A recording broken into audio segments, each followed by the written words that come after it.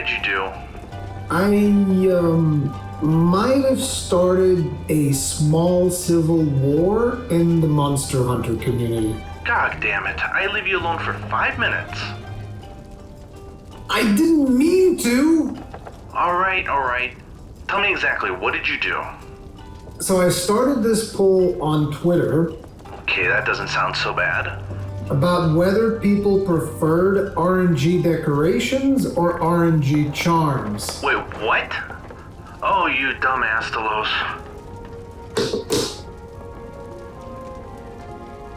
You guys think you'll record a Third Fleet podcast with me?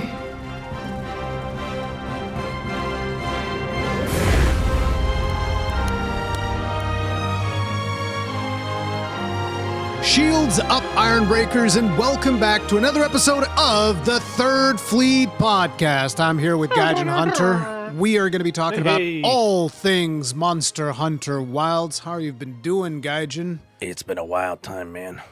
It has been a wild time. I saw your most recent video where you were talking about how Remnant 2 is a generational masterpiece, and I was like, yes! Oh, yeah. That's what we need. We need more recognition for Remnant 2. We're not going to just talk about Remnant 2, guys. This is just a Wilds podcast. I need to shout out my boys, okay? I need to shout them out because I love those guys over there. They're doing great work. Did I ever tell you, though, that I retroactively went back and played the older games? Yeah. You've told me about that. Yeah.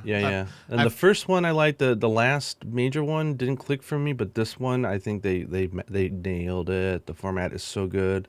Absolutely. Map design, puzzle design. I if hope people check it out, or at least check out my video. I don't get to make videos often these days. So. If you guys still haven't watched Gaijin's video on Remnant 2, I'm going to be linking that in the description of this video, so be sure to check that out. And, if you guys find it on a sale or something, if you don't want to spend too much money, this is something it goes on sales that a lot. Both me and Gaijin highly recommend. It's a tremendously fun game. But getting right back into Monster Hunter Wilds. Monster Hunter, baby. So I've made this. By now, I will have published this video. As of this recording, though, I'm still in the editing process, maybe even re-recording some parts of this video.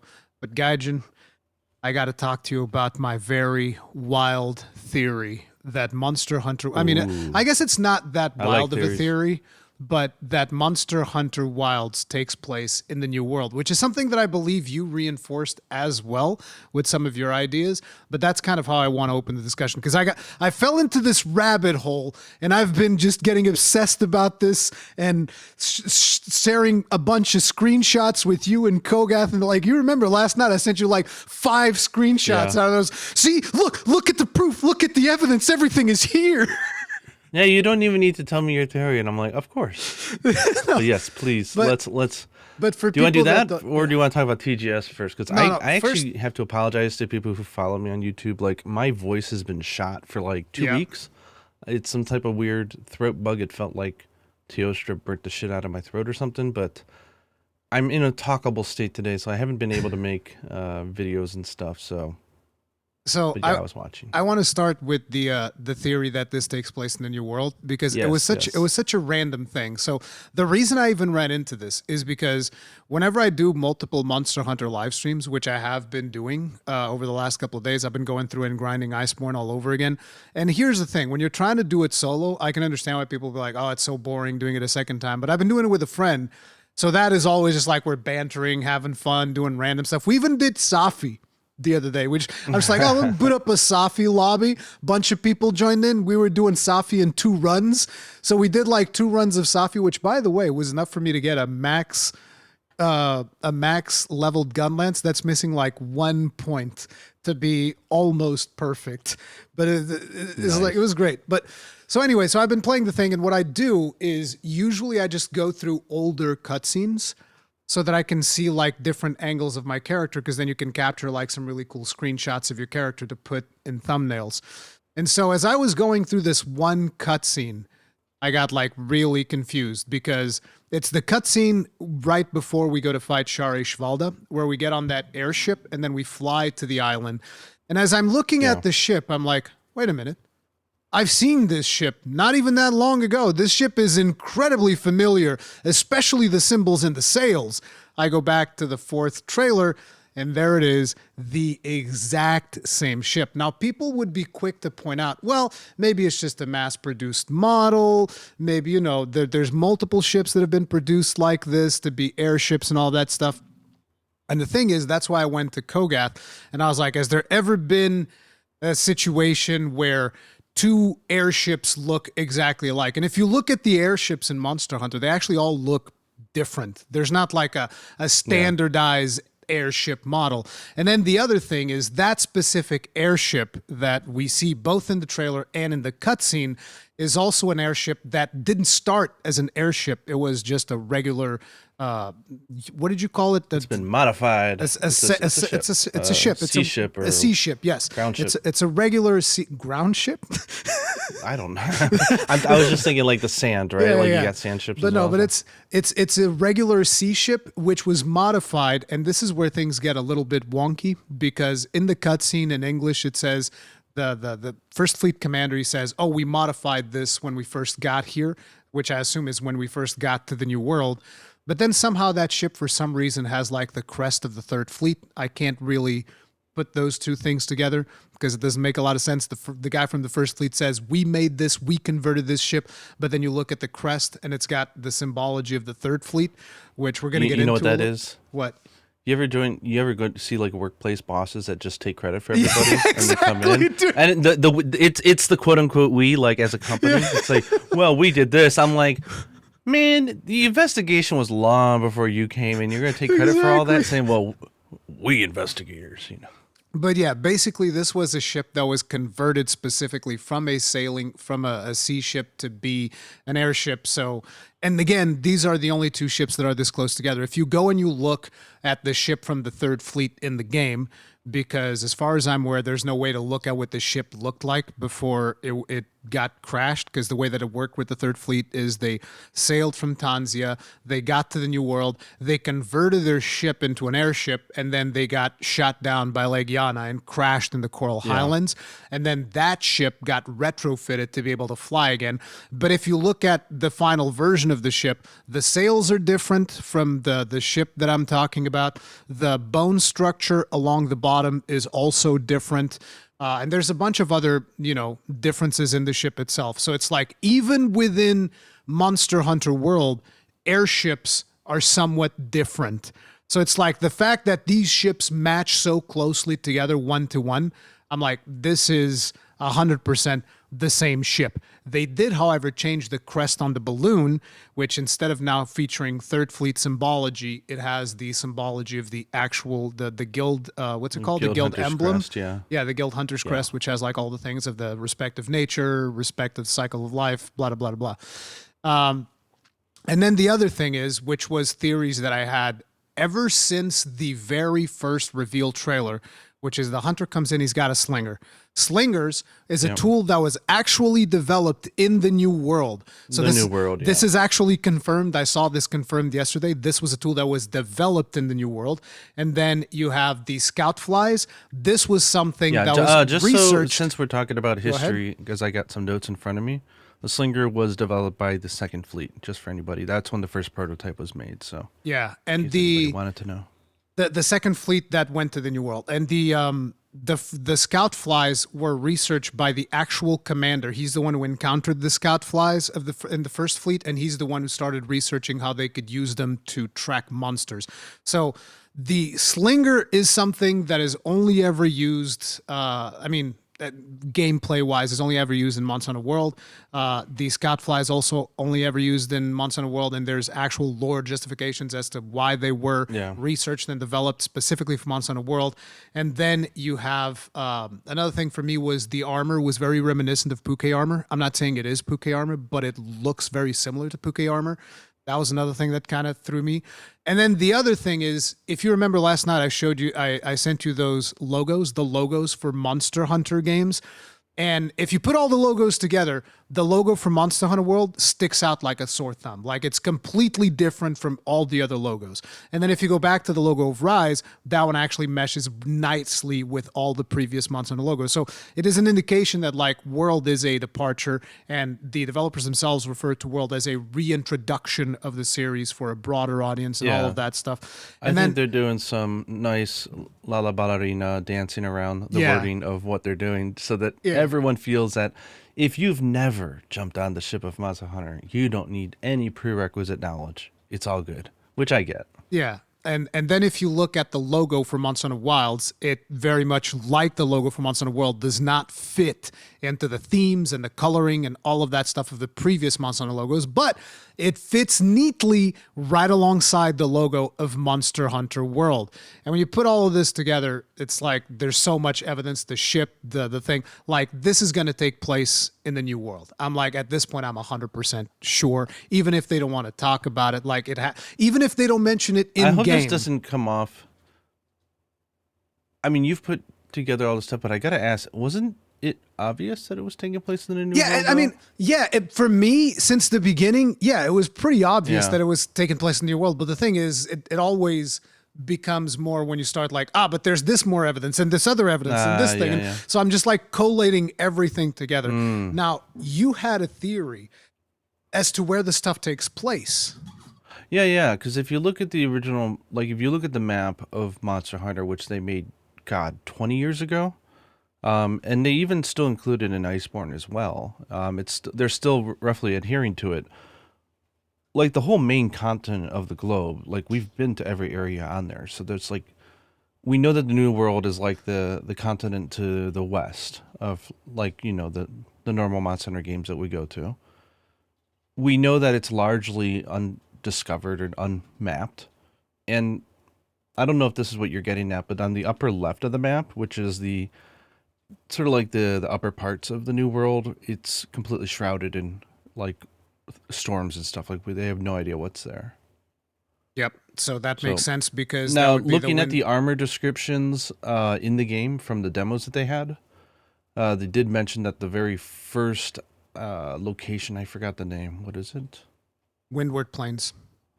Windward Plains, is to the east, is what they refer to it. And it's the first area that we go to. So my guess is that it's to the east of the New World or wherever they were at. My guess is going to be the northeast. I don't think they're going south, but I could be wrong. But that we would start eastern. And that would make sense. If we started eastern and we started going west, we would start to get into more rougher terrain and unmapped territory. So...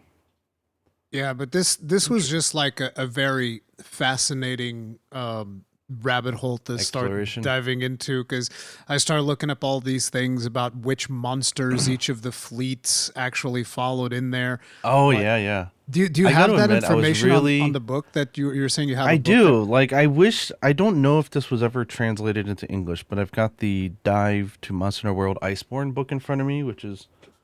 how many pages is this? 478 pages of goodness. I need to buy those books. And what I need to do. And they have a really nice layout of like the history of events, but not just from a world perspective, but Iceborne as well. So they add in a lot of information about, both like the guiding lands. I keep wanting to say the grinding lands. The grinding lands. It's fine. That's how everybody knows them anyway. I feel so bad because I swear to God, I probably knew this and I forgot it.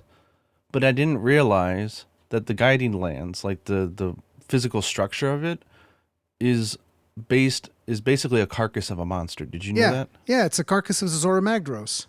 Yeah, why did I forget that? I don't know. I don't know. I got to experience the joy of going, wow, all again, because I was like, I didn't know that, or did I? We've always said that was like one of the Zora Magdaros that went out into the sea and blew up, and it generated that huge landmass. I don't even remember if that's confirmed in game or not, because it's been such a long time. Yeah, it's confirmed in here though. But in this book they confirm it. Yeah, you can straight up see the Zora Magdaros head in the Rotten Vale. You can just straight up see it. It's right there. Rotten Vale? Rotten Vale? Rotting Vale? You mean the Rotting Vale like section of the Guiding Lands, right? Yeah. The Rotting Vale-like section of the Guiding Lands. Yes. Yeah. The actual Rotten Vale is the Dalamadur. Yeah. I was basically back in the day we used to call that one the sewers. The sewers. I like that. I actually just got reminded of that. It's been so long because like the way that I did it is I had Kegarin did two of the guiding lights because it was way harder to grind when we started out. Yeah. So Kegarin did two of them. I think Kegarin was Coral. No, was I Coral Highlands? I forget. I was doing the forest and something else. Kegarin, I think, might have been doing the guiding lands, and Watanagashi, my friend, was doing the Rotting Vale section of that thing. And then we basically started divvying up so that we'd always have one.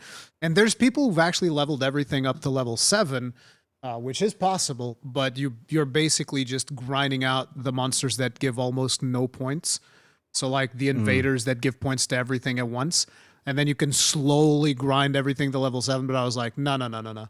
Listen, I just got together with Wada and I was like, Wada, you take these 3, I take these 3, and we have everything at max level. So, it's so much better if you just do it with, you just need one friend. Just one friend and you are golden in the Guiding Lands. Everything is so easy. You just need one friend. But yeah, that was a lot of fun. But yes, I'm just looking at this list talking about the 50 years of all the stuff that happened in A New World, focusing specifically on that. And there's a few little tidbits in here that I'm getting old, so like there's things that I may have known, but then I rediscover, and it's kind of a fun. It's nice. You get to be surprised all over again. But yeah, you were talking about like the fleets and sort of like how they formed and what they were chasing after. It's really interesting. Because they say, like, they give the whole history of,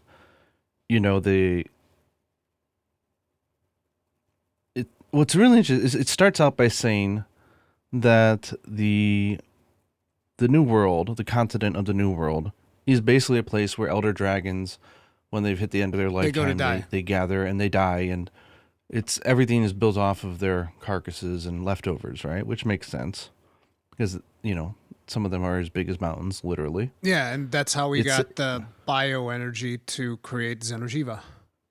Yeah, it said that the New World, the current New World, the continent, modern New World. Yeah, the continent is based off of a Dalamadur, the entire place. Oh, not just the Rotten Vale, which I thought was interesting. That I wasn't aware. The entire continent? I did not know that. So what it said, yeah. And then it says that Sharajvalda started doing its, ground swirling and going across the mineral veins and causing shifts and continents and stuff to move. And because it was doing all of its underground stuff, it caused several. Yeah, that's what created the Rotten Vale's structure. And then it said that, because of that, several Dalamudurs would eventually migrate over there and die. So they're confirming that there's like a whole herd. There used to be a lot of Dalamudurs. I guess it's just a really convenient way to say, hey, this is a really big monster. He died, exploded, and made all of these land masses. That is interesting. Yes. Yeah, so then they say that I feel like I haven't heard that particular thing before, and this is not even a theory. You're reading that from an official book. Yeah, it's interesting. This is a Japanese one, and then it says, Zora Magdaro. Sorry, hang on. It says Shana Ishivada following. They call it the mineral veins. I don't know what the actual English is for it, but it's sort of like the live stream? I don't know how to describe it in English. Is it the live stream? Yeah, because that's something that is referred to in the game often as the live stream, which is what eventually creates Xeno'jiiva. See, I hear live stream in my high schooler, FF7. Yep. That's all I can think about. See, that's the advantage of not having played Final Fantasy VII. I can hear live stream and not think about the game. Jeez. I mean, I played the remake, so it says, but yeah. So I guess Shala was basically just following the life stream or whatever, and because of that, it shifted and moved over to the base of the valley. And around that time, so apparently it's sort of moving across the undergrounds and everything caused the mineral. I call it the mineral veins because that's like the literal translation. Yeah. But caused the life force from the bottom of the Rotten Vale to start, being connected to other parts of the land, and that's where crystals started appearing on the surface, and that created the Elder's Recess. They pretty much have a whole lore here about how Ishvalda basically and Dalamadur's created everything naturally. So Shada Ishvalda is the one responsible for the existence of Elder's Recess, is what you're saying? Yeah, because it connected the life forces of one land to another, which caused crystals to start popping out of the surface. Then we get the big event where, Azor, a Magnaros, heads to the New World in order to die, but gets to the Rotten Vale and perishes. So apparently... Oh, sorry, I forgot the most important thing. Before it got to the Rotten Vale, it died. And that is the body which then became the Guiding Lands. So it was headed for the New World and didn't quite get there. But that created its own whole new ecology and everything, which is nice. It's then interesting. It's interesting when you see just how much these corpses of Zora Magdaros can create, because like the Guiding Lands is massive. Oh yeah. Then you got like the Shajvada. Then following the life force, left the valley, and left the Rotten Vale. And I guess around this time, that's what established the Rotten Vale as being kind of like the dying place for a lot of the monsters. Yeah. And which in turn created Valhazak as well. Yeah.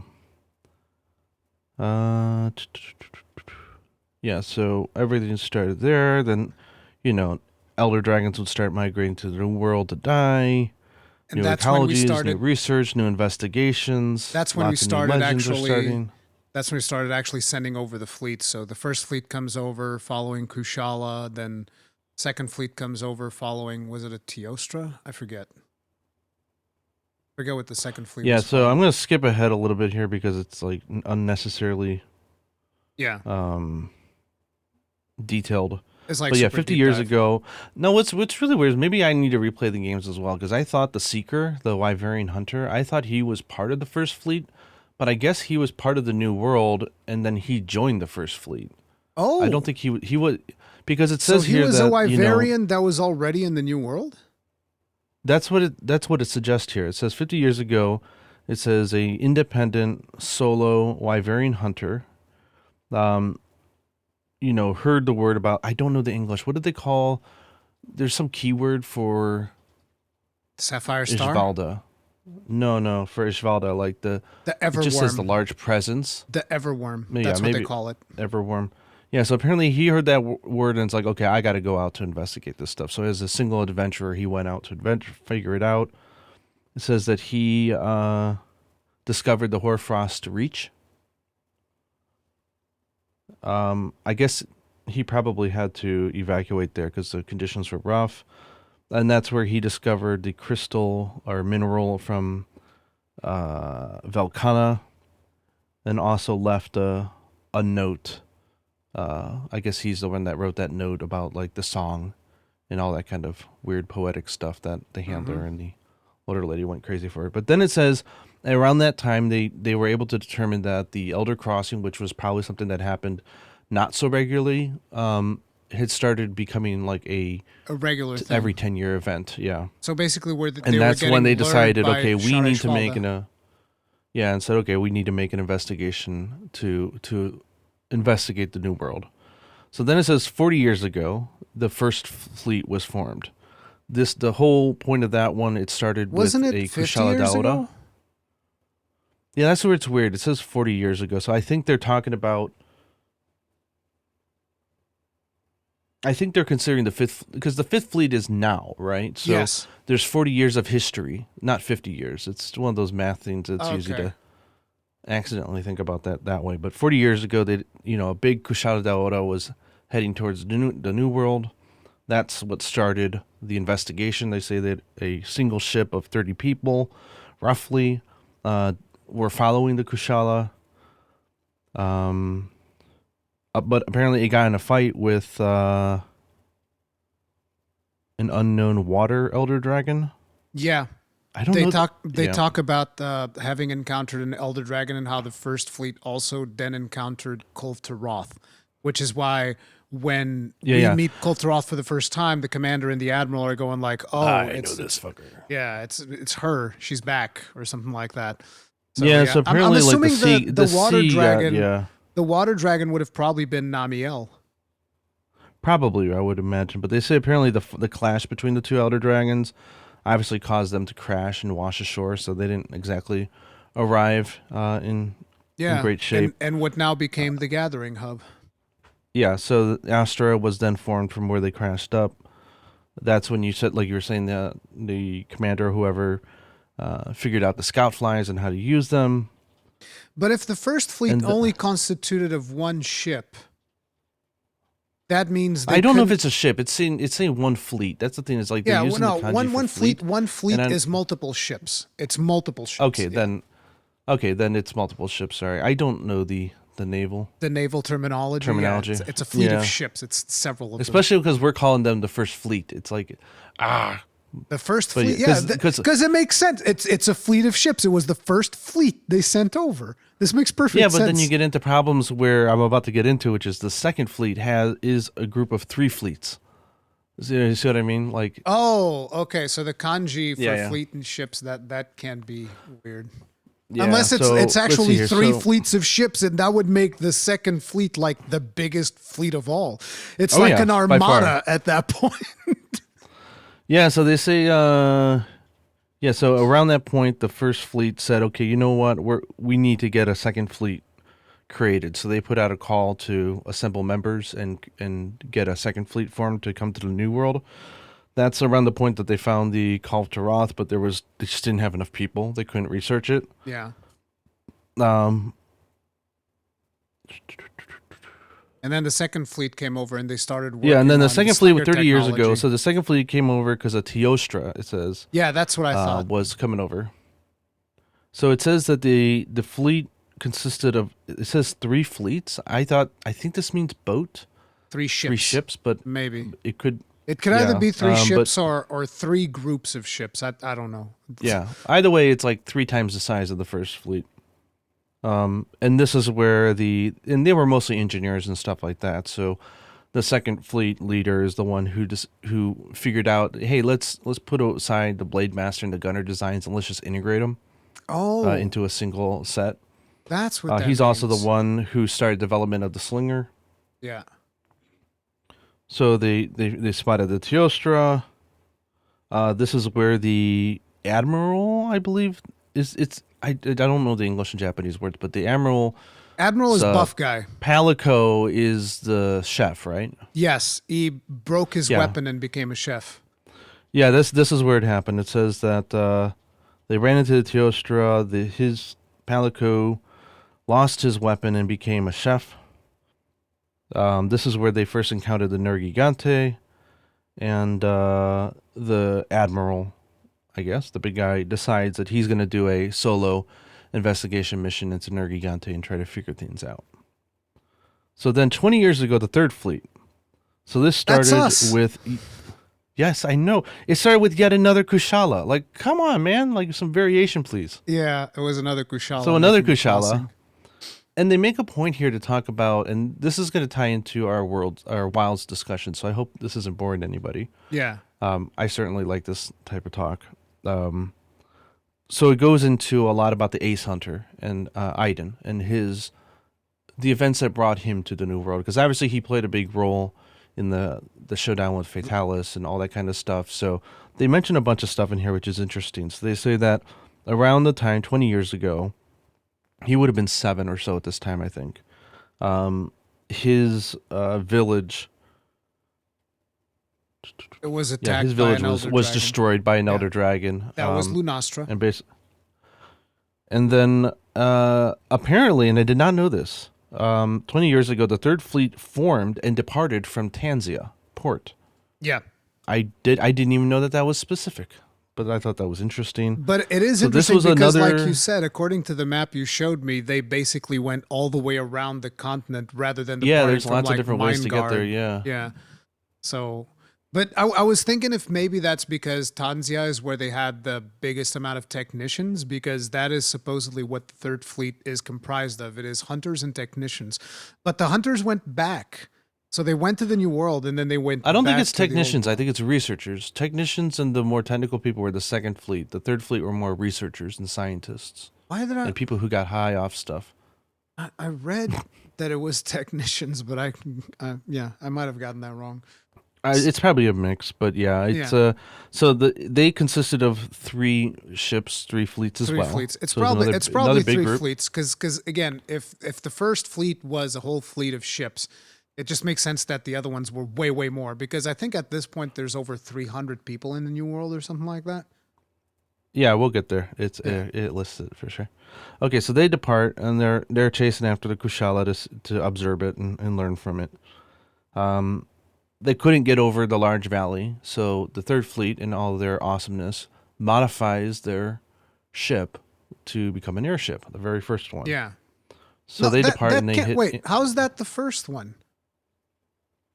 Huh? Does it say there that that's the very first ship that they converted? Because again, No. Sorry, Okay. I inferred that. Okay, no, Because it's not the first one, mention of 'cause- that. 'cause They say that the in order to get over the large valley, they had to modify their ship into an airship, which allowed them to enter uncharted territory, yeah, because the which means that they'd never been able to get there before. yeah, but what I'm saying is like I said in that cutscene where we go to fight off Shvalda, the commander specifically says this was the first ship we made it when we got here.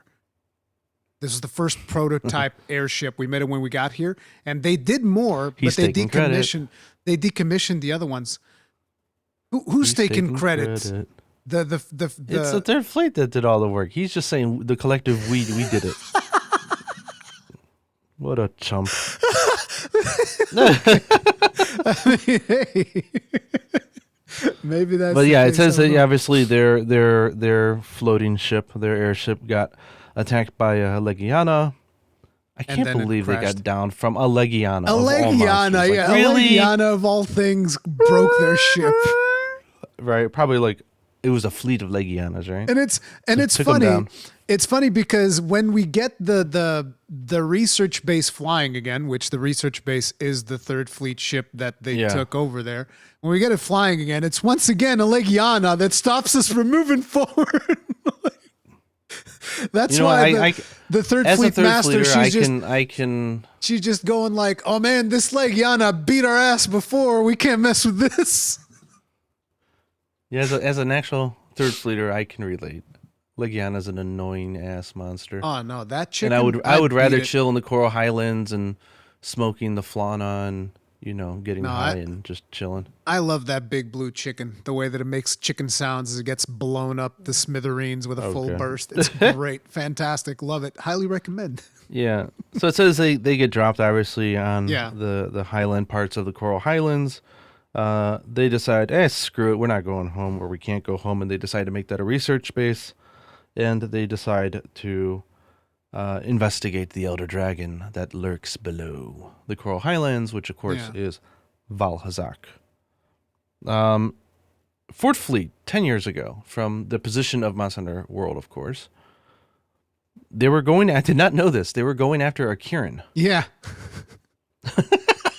Like, can you imagine just a small little stupid horse and there's a whole fleet of ships following it? Kieran looks back and is like, "What's wrong with these people? the- Leave me alone." It's like It's like, like Forrest Gump, right? Like he's running and everyone's behind just This is like that joke. Is like, why did the chicken cross the road, or why did the Kieran made the elder Cross crossing? them. And Kieran's like, why do you think? Look at all these people. They won't leave me alone. Kieran just wants to be alone, and there's like a fleet of ships following him. It's so funny. That is Yeah, it says funny. around this time, so 10 years ago, this is when Aiden would have been 17. It says that Aiden runs into Julius, the ace hunter, and decides to join him. They assemble 5 fleets of 270 total members in the Fourth Fleet. That's a huge ass fleet. 270 people. to go chase see- a damn Kieran you're and not- find out what's going on. That's the proof right there. You're not putting 200 and something people in those tiny ass wooden On 5 ships. ships. It's not happening. That is not happening. So yeah, it's And I guess this is when the grandson joined as well, because I think he was going to take over for his old man. he came in on the Firth Fleet. I think. I don't want to quote this one. I Okay. need to look into that a little bit better. Then it says, so around this time that the Fort Fleet was heading off and doing all of that, that's when the Ace Hunters solved the mystery of the Gore Magala, defeated the Shigaru Magala, and then the guild decided, instead of him being a rookie, they finally would recognize the rookie as an Ace Hunter. So he decided at that point, he actually got chosen and enlisted to join the Fifth Fleet. At this point, they were coming up with the Fifth Fleet members of who would go. He, obviously being renowned for his participation, got chosen. So it makes sense that every other of the Ace Hunters would probably, for whatever reason, would either opt in or opt out to join the Fifth Fleet. I would imagine most of them decided not to, and Aiden's like, I'm going, and he makes his promise to Julius that he won't, screw things up and hurt the people he loves. There is one thing that I'm a little bit unsure about, which is I read in the wiki that Aiden was recognized as a guild knight, and the guild knights, they're the ones who kill the poachers. That's my understanding of the guild hierarchy. So they're capable hunters, but they're also the ones where it's like, hey, somebody's poaching, time to put them down. So it's just funny. It's just funny thinking of Aiden as a cold-blooded killer that would just murder a poacher. Like the ace cadet, always optimist, is like, hey, dude, did you hunt that monster? Good job. Guess what? That was illegal. I'm going to kill you now. Jesus. Yeah, here, at least in the timeline, they have a whole page on him, but it just mentions that he was an ace hunter, and that's a special unit. And so he was chosen to go in the Fifth Fleet, and that's when they decided that Fifth Fleet members would work in groups of 2. Yeah, so you have the handlers. Yeah. And this is where the Blue Star, which I guess is the player. Sapphire Star. Sapphire Star, we joined the group. Yeah, and then it just goes through all the events of World and Iceborne, which I won't. And we were the ones following the Zora Magdaros across the Elder Crossing. Yeah, it's just so it's interesting. It's just a little bit of backstory, you guys, for those of you that weren't aware of all of these crazy events. I hope you guys enjoyed a little bit of story time with Rurikhan and Gaijin. It's just weird. Yeah, I'm looking at this page on the Ace Hunter, and he just seems to have a lot of bad luck. He's had his whole life turned upside down by elder dragons like 2 times before he finally joins the Fifth Fleet and says, "You know what? I'm motivated now. I wanna help get to the bottom of this crap, because every village I visit seems to get destroyed." And then he joins up, and what does he get for his efforts? He gets flamed up by Fatalis to save us. He is unlucky. He's me in real life. That's what he is. Oh yeah. But this is just stuff that we were talking about before the podcast, and I was like, we should just record this stuff that we're talking about, because this is actually really cool to chat, and probably some people will enjoy it as well. But we're going to be jumping into a little bit more current topics at this point. Hope you guys enjoyed story time. Yeah, just so you know, like in this one, it does not mention him being a guild knight or anything like that. There's a whole 2-page thing on him, and interesting. It just talks about because by the events, he went from like regular hunter to ace hunter, right? He joined their ranks and then was recognized and joined. Maybe they use a word here it's weird. It's suishogumi, which is, I don't know the English word, but my daughter, as she went into high school, there's like 2 different ways to enter a high school here. There's one where like you've got like the gifted kids, and they're like on the express list. Like, okay, this person they want in, they get in. Yeah, they want in, they get in. They're we want them. Like we want to pick them up. He was on that list of hunters, so he got in. Okay. Well, they might have also just retconned him to just be an ace hunter, because maybe it made sense for him to be a guild knight around the 4 ultimate days, but maybe it doesn't make sense for him to be a guild knight for the character arc they wanted to give him now, and they might have retconned it. I mean, I would imagine there's probably a lot of retconning in the Monster Hunter lore since. Oh yeah, they don't make it super scientifically accurate to everything, but it is still nice seeing like the correlation, like all these. And this is something I actually want to mention is the term mainline series. Capcom's definition of that, just so everyone knows, means that it takes place in this universe. Yeah. So all the games that have this continent of the old world of Kokoto, Poke, Yukumo, the New World, all that kind of stuff. Any game that takes place here is a mainline game. So like all the portable series games, all Monster Hunter 1, 2, Dos, Tri, 4, World, Iceborne, Rise, Sunbreak, they're all mainline titles because everything, whether they all happen at the same time or not, is obviously different depending on the title. And I know that Rise of Sunbreak, they said, took place at a different timeline. I don't think they ever specified when that was. But it all takes place in the same universe, where something like Monster Hunter Stories is its own interpretive universe, so that they consider that a spin-off. So these are all just mainline games, and they do such a good job of actually limiting the amount of retcons that they do. The fact that they haven't redesigned the whole world map at this point and like done all sorts of crazy stuff that any other franchise would do is actually, I mean, I guess it's because the game has never been that story heavy until now. But I find it commendable that they've managed to stick to their roots through all of this so far, and it's all pretty cohesive. But as I was saying, getting to some more recent topics, I wanted to talk about something because it appears that I have started a civil war on Twitter. Oh, yes. And we're on opposite ends of the armies, aren't we? We are. Listen, I'm Team Iron Man and you're Team Captain America. That is what's happening right now, okay? Oh, God, Captain America. Wait, did you watch Civil War, Marvel Civil War? Yeah, I saw it back. Which side were you on? I was the guy eating popcorn, just enjoying the action. but I mean, pay come on. attention to the story. You didn't even pay attention to the story.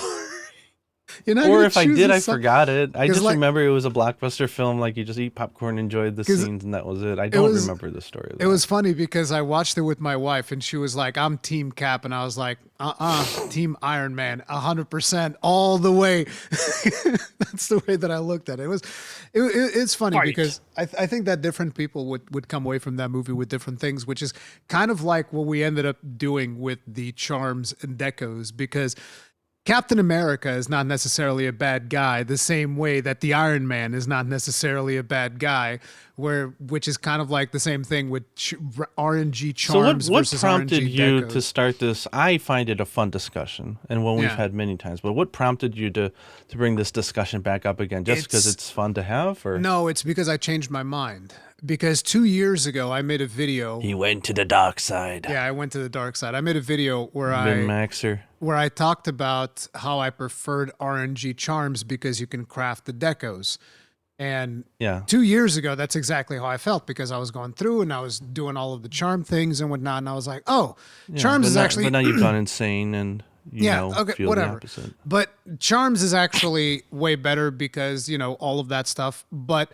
then I went back and by the way, I've played through Rise and Sunbreak twice. I never finished the Anomaly grind all the way to 300, but I've played through both of them, and I'm currently advancing my PC save file with my friend.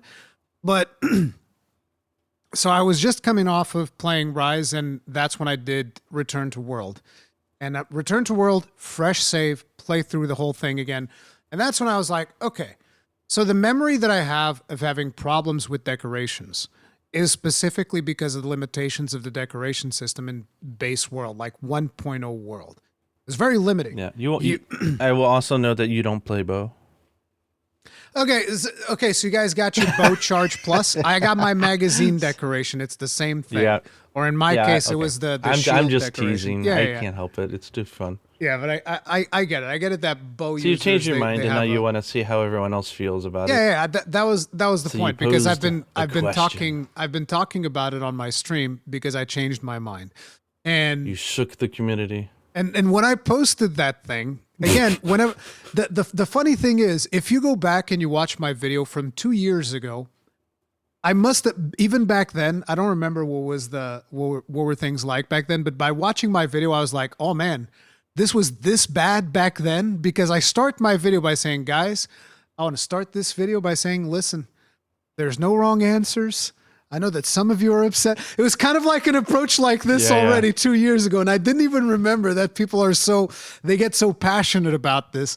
And yeah, people definitely do. So the moment I put the thing out there, people started saying, oh my God, I can't believe anyone would even consider RNG decorations. And then there's the people that are saying the exact opposite. You started a holy war. Yeah, like everybody and the thing that bothers me is like, people, once again, made the assumption that I was trying to convince them that what I believe in is the right thing. And it's like, no, I just like talking about this. And then people would come at me and they would say... Which do you prefer? The lesser of the evils? Which one did you... But then people would come to me and they would say, well, it's charms is only like one slot of your build, whereas decorations is all of these other slots. And I was like, well, yes, but charms can be responsible for a combination of 5 skills.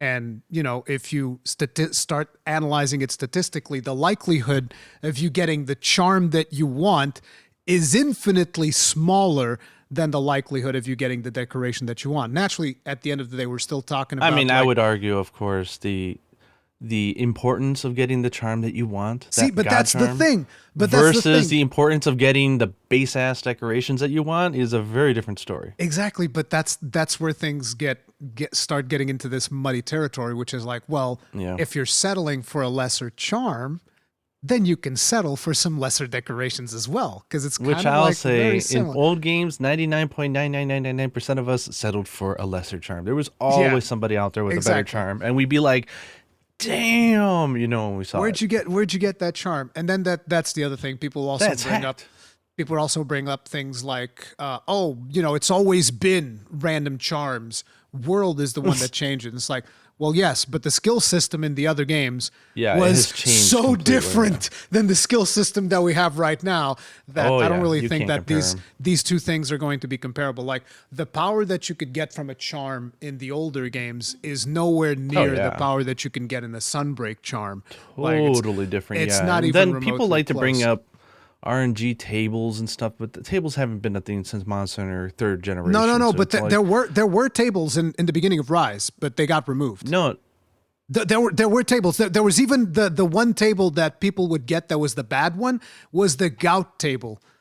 They called it the gout. I don't remember exactly why, but it's like isn't gout like the thing that you get if you don't have enough salt? Yeah, it's something like that. It's like a disease of kings or whatever it is. I don't know exactly. Oh, wow. But gout is a disease, and people took the acronym of like some of the decos that you would get, because if you would get those decos in a roll, it's like you're in the gout table, you might as well start a new character. That's how bad it was at the beginning of Rise, right? So that was a problem in Rise, the tables as well. Okay. But they then removed it, is my understanding. That stopped being a problem. I don't think I was in the gout table, so I never had that issue. But yeah, but at the end of the day, the thing is, ultimately, this all ends up being based on player experience. So say, for instance, if I'm the player that plays the bow, and I played, 100 hours of World, and I got my bow charge plus decoration. Because of RNG, you could play like, 10,000 hours and not get it. It's just one of those things. I prefer World because I got my bow charge plus. It's just that easy. I got it. I have it. So I prefer this system. Whereas if you're a player that like, are you kidding me? First couple of charms that I rolled, 3 attack, 2 tier 2 slots, bro, the charms is way better. So this all ends up being, leaning towards one way or another based on player. I think we could all agree that all skills, like the bow thing or whatever, like I think that was just a design mistake, right? Like whether it was an RNG deco or charm, it doesn't matter. Like you don't take. Every skill should be obtainable in some form, whether it's in its best form or a shoddy poor man's form. Should be available in something craftable, and that's like, I think we could put that off to the side, because that can't be the reason to talk about whether you prefer decos versus charms, is because of those things specifically. And then the other thing that ends up happening is that some people would compare base world 1.0 with title update 5 Sunbreak charm generation. So the decos of base world 1.0 with the title update 5 charm generation, and then other people would compare the decos of final update Iceborne with the gout table. So it's like, these are not things that we should be comparing. If we're going to be comparing these systems, we need to look at the final iteration of both systems, because one of the things that I saw being brought up a lot is people saying, oh, I can't wait to play for 2,000 hours and never getting my shield deco. And it's like, you can meld it right now. Just straight up target it through points, meld it in Iceborne. So that was a mistake that they clearly learned from. I don't know why they didn't put Bow Charge Plus in there. That seems like an oversight, because Bow Charge Plus definitely belongs in there, as well as potentially magazine deco and some of those decos that are essentially build defining. Of course, this makes perfect sense. I'm on your opposite end. I have a very specific reason why I strongly prefer, if one of them has to be craftable, I want it to be decorations. I will place my soul on that one. Like that. I mean, yeah, but the thing is, I don't think I'll ever change my mind. Yeah, but the thing is, obviously, if we're talking about would I rather not craft decos or craft decos? Yeah, I prefer to craft decos. Yeah, a million percent. Yeah. Of course, but everybody does. Between one of them. But the thing is, what we're arguing is the RNG, which RNG element is the preferable one, which is whether you have to have RNG on something. Would that be charms or would that be decorations? Another reason why I brought this up is because apparently we are getting RNG decorations according to some of the Tokyo Game Show footage. I don't know if you saw that or not. So more likely than not, we're getting RNG decorations. I'll get into that a little bit further ahead. But but basically people are all bringing up all of these things, and the conversation started getting really heated. And, I would try to engage with people whenever they would say, oh, here's why you are wrong. And I was like, well, I don't think I'm wrong. And statistically speaking, getting a God Roll charm is almost impossible. People are like, well, you don't need a God Roll charm. And I was like, well, then you don't need the best decos in the game if you don't need a God. Because if we're not talking about making the perfect build, it's not really useful to discuss, because we're clearly trying to play different games. Because I want to finish my build. And a lot of people are like, I just want to settle for a lesser charm and make my build in a lesser way. And that's where certain things started coming up, like, okay, so for hardcore players, probably decos is going to be better. And I think you said this. Yeah. And for mid-core players and casual players, charms is going to be better. Which I consider myself. And I agree. I 100% agree. And then there's also the other thing to me, which as I started thinking more and more about this, is like, if you get a charm, it will likely be good for like 1, maybe 2 builds, unless you're getting like a more generalistic charm that has like skills that you as a player happen to use in every build. But if you want to like change something small, you need a new charm most of the time. If you're talking about really if you're talking about really min-maxing your build properly, you're going to need a different charm for every build. Whereas once I get like say these 10 decos, I can use them in all the builds. And the charms are craftable, so I can. I also craft think another factor that I don't think we've mentioned, but I think another factor that goes into this is also the way people engage with the game. Like, do you play it for 1,000 hours? Or do you play it for 500? Do you play all 14 weapons, or do you only play one? Because I think the needs and the desires. Yeah, like change if you're only playing a few weapons. Yeah, if you're only playing one weapon, I would almost lean more towards charms. I still am going to lean towards decorations, because I still find it a cleaner way to make my build. Well, then you get like the people who, the constant drop of loot and not knowing what you're going to get. Yeah, that's the other thing. Is a fun thing for a lot of people, right? A lot of people actually like the RNG and the power creep of the charms as well, which is a fair thing. Yeah. But again, I guess the point that both of us are trying to make, like, you guys can see Don't take it seriously, man. Yeah, both me and Gaijin are on complete opposite sides of the field, but we can still talk about this without getting on each other's throats. And I was kind of disappointed that, we're on opposite fields. We can still have mutual respect, and I can go like, hey, here's why I think this is wrong.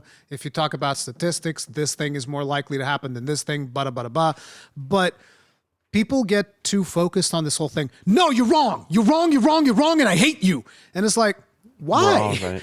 We don't need to all hate right. each other. We can. Yeah. And again, people thought that I was trying to like change their mind when in reality it's like, no, I just like talking about Monster Hunter. Like, look at my channel. yeah. I just like talking about that. I literally started a podcast to talk about this.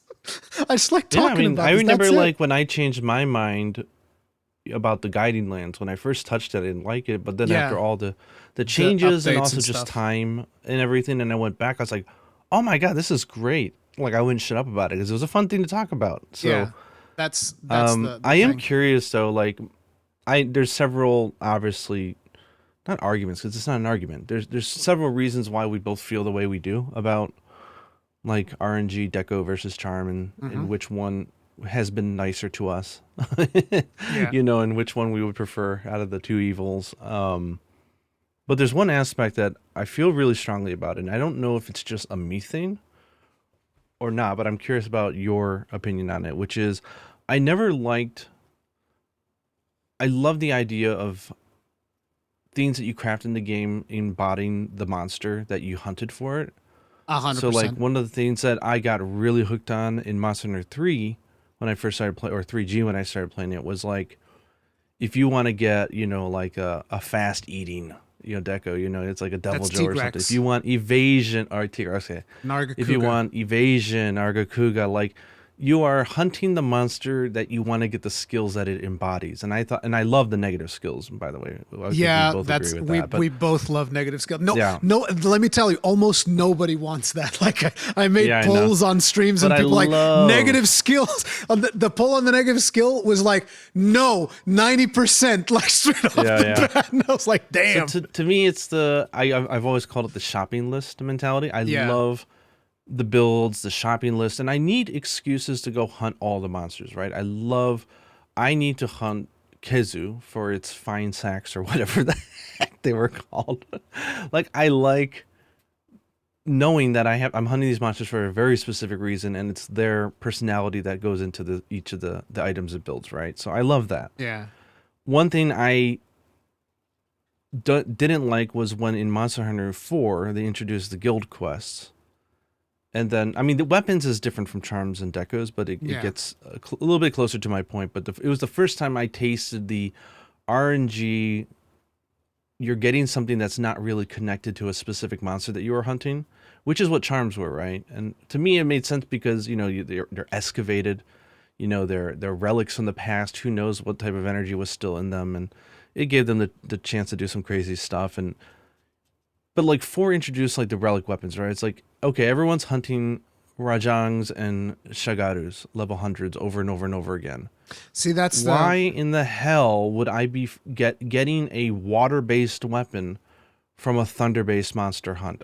To me, it was perverse. I hated it. And I didn't want to use the weapon because I don't look at this weapon and go like, oh man, I remember hunting like that monster to get that drop and it finally came and I got it. Where I kind of felt that with decorations, like, you know, I've got all my evasion decos. I'm like, yeah, man, I hunted all those Nargas. You know, I put in the work, and I feel like I'm wearing my trophies. And it's I funny like that. It's funny that you bring that up because it reminds me of probably one of the first more critical videos that I ever made for Monster Hunter that I remember, which was the Kolth to Roth problem, where I felt exactly like you. I was like, this is terrible. Because I don't like that either. Yeah, I've always said that one of the big draws for Monster Hunter is like, oh, you want the big fire sword? Go hunt Rathalos. Go to Fire Monster, yeah. Go fight the fire So monster, you get the big fire sword. Yeah, so my perspective as someone who I would not consider myself a hardcore player, like I don't care as much about min-maxing a build, even though Remnant 2 is starting to change me. I'm starting to realize there's a lot of fun. There is a lot of fun it has to be said, right?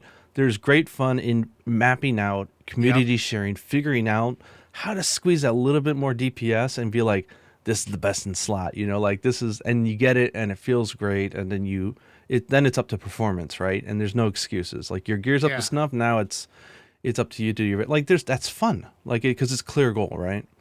I get that. But one of the things that bothered me was like, because I don't consider myself that hardcore, I play all the weapons, so I'm constantly looking for different stuff, right? So to me, the amount of time I spend hunting monsters in order to craft decorations is huge. because I want every decoration. I want 5 of every one. Yeah. You know, and that's what I did. The amount of time that so I'm spending a great amount of time hunting specific monsters for specific parts. To me, that's fun. That's the best. The same thing as that's the weapon best grind. thing, yeah. Where if I was going after a specific charm, then it didn't really matter what I was hunting. It was either the rarity of the fight or it was just, you know, going back and throwing gems into a thing. And so for me, I've never preferred this is why I didn't like the RNG decos of World and Iceborne, because it's the same if thing. I'm hunting a fire monster, why am I getting water attack up? Like that makes no sense to me. It's the exact same thing. It just meant that you would just fight the rarest thing, and I didn't like it. So from my perspective, I just I prefer decos because it gives me that shopping list, and it gives me a lot of hours of gameplay. You prefer craftable decos with RNG craftable charms. Craftable decos, yeah. And I mean I don't like RNG charms anyways, but if I had to choose between the two, just because of my playstyle, that's where I fall. But basically, you would choose RNG charms because you can craft the decos, which I think is 99% of everyone's reasoning to choose RNG charms. They're not choosing RNG charms because, oh man, I love getting random charms. I love that RNG. It's like, I get that the game want should RNG have some charms RNG, because right? I want to craft the decos. Yeah, and I get that, but it's just, to me, RNG charms became so bad for me. Like, to give you an idea, on I think it's my PC save file, my best charm is 3 Wirebug Whisper, 2 Part Breaker, 2 Tier 2 slots. I've had that charm since, I think, Title Update 3 in Rise. That's it. You know what's so bad on like Rise I've rolled and for almost people, all my builds. People were even telling me you're using the melding system wrong, and I was like, oh, okay, I didn't realize that part. Yeah, it's like I've what's funny for me melded thousands of like literal tens of thousands of charms across the save file on Switch and the save file on PC in that 3 Wirebug Whisper, 2 Part Breaker, 2 Tier 2 decos is the best charm I've ever had. And it's like not you even said, that like good. I don't min max. So like if I don't have that extra level Part Breaker, I don't have level 7 or whatever of water and it's level 6. Like I don't care. So for the most part of Rise and Sunbreak, all I needed was a decoration. I didn't care what school was on it. As long as it had a level 3, a level 2, and a level 1 slot, I was good. Yeah. I could get 99%, or not 99, maybe 90% towards the set I wanted. And that was good enough. But I get that a lot of people don't want the poor man's set. They want they want the build, you know? I get that. So it's it's just a difference in mentality, yeah. At the end of the day, it's going to be up to every single person, however they I love feel the about discussion, the system. though. Yeah, the discussion is fun, and it's just I wish people wouldn't get don't get heated, people. So heated and started like Yes. publicly attacking everybody and whatnot about like, you are wrong because this That's is a better. bad take, right? Yeah. It's like there's how no wrong can you answers. be wrong about your personal opinion? It's like, then you get the people that are like, well, objectively, I'm like, no, you can't have an opinion and it be objective. It doesn't exist. Yeah, Opinions are opinions. Unless you're going by statistics, which you can kind of like calculate the statistics, then you can say it's more likely that this happens other than this. That's pretty much where it ends. Yeah, but then you go into the weight category of like how important is this versus this, and then that point it's all subjective, right? How important is this thing for me versus how important is this thing for you? And it might be rare, but if I don't give a crap about it, then like who cares? It doesn't matter. So I want to bring up another topic that's been very important in the community. I want to get your opinion on it, which is the performance. Have you seen the specs for Monster Hunter Wilds? That's been also all the rage. I saw them once. I don't understand the AMD part. I apologize. I've never used AMD, so I don't know. There's no AMD. Oh, you mean like the NVIDIA AMD part, GPU? Yeah. Yeah, it's comparable to the NVIDIA GPU. I think it's slightly stronger. Thought. I mean, my PC is expensive, so I haven't really been thinking too much about it. But I do know that a lot of people don't have the latest and greatest cards, and they're not on the 40 series. They're not on even the 30 series. So like the game, from what I hear, is going to be demanding. That is what I would expect. Yeah. It looks so far for a game in dev, looking at Tokyo Game Show and the gameplay they showed, like they could ship that today and I'd be pretty happy with that. You know, with like the performance that we had yeah, at Tokyo yeah, Game it Show? could be yeah, it could be better, but like the game is performing. It looks great. And by Like the it way, looks really nice. the Tokyo Game that's, Show like, build runs It's PS5. way better, way better than Than the build Gamescom. that I played at Gamescom. Like significantly better. It's not even close because the Tokyo Yeah, Game I Show think- is, I think, hitting 60 FPS at multiple points throughout the presentation. It's not solid 60, but it's hitting 60 a lot of times. And again, this is Yeah, and the game launches in what, February? So at the end of February. they just started on the optimization phase probably a month or two ago. Yeah, Like so they're not even the they're bug biggest squashing at this point. the biggest concern though is that in the specs they're saying that you can get 60 FPS using these cards if you use frame generation, and that is the Yeah. biggest problem that we're having. But the thing is, what I'm looking at here is Capcom being a little bit more conservative because of the fiasco that was Dragon's Dogma 2. They had a lot of performance problems with that game. And so they're being more conservative and requesting for higher specs and saying, listen, we're not going to guarantee 60 FPS unless you use frame generation. Yeah. Because FF14 think did the they're- same thing with their update. Like they were really conservative in what they said. Yeah, I think that they are, they're basically saying like, look, you need this stuff and we're not even going to guarantee you 60 FPS because look, PC hardware is brutally diverse. Okay. Yeah. There's all kinds of problems that can come up and we got so much backlash for Dragon's Dogma 2. Here's how it's going to work for this one. That's what I'm looking at. But again, I could just be maybe a little bit too optimistic because I've seen it run on the PS5 in Tokyo Game Show and I was like, whoa, that's running way better than it was at Gamescom and it hasn't even been that long.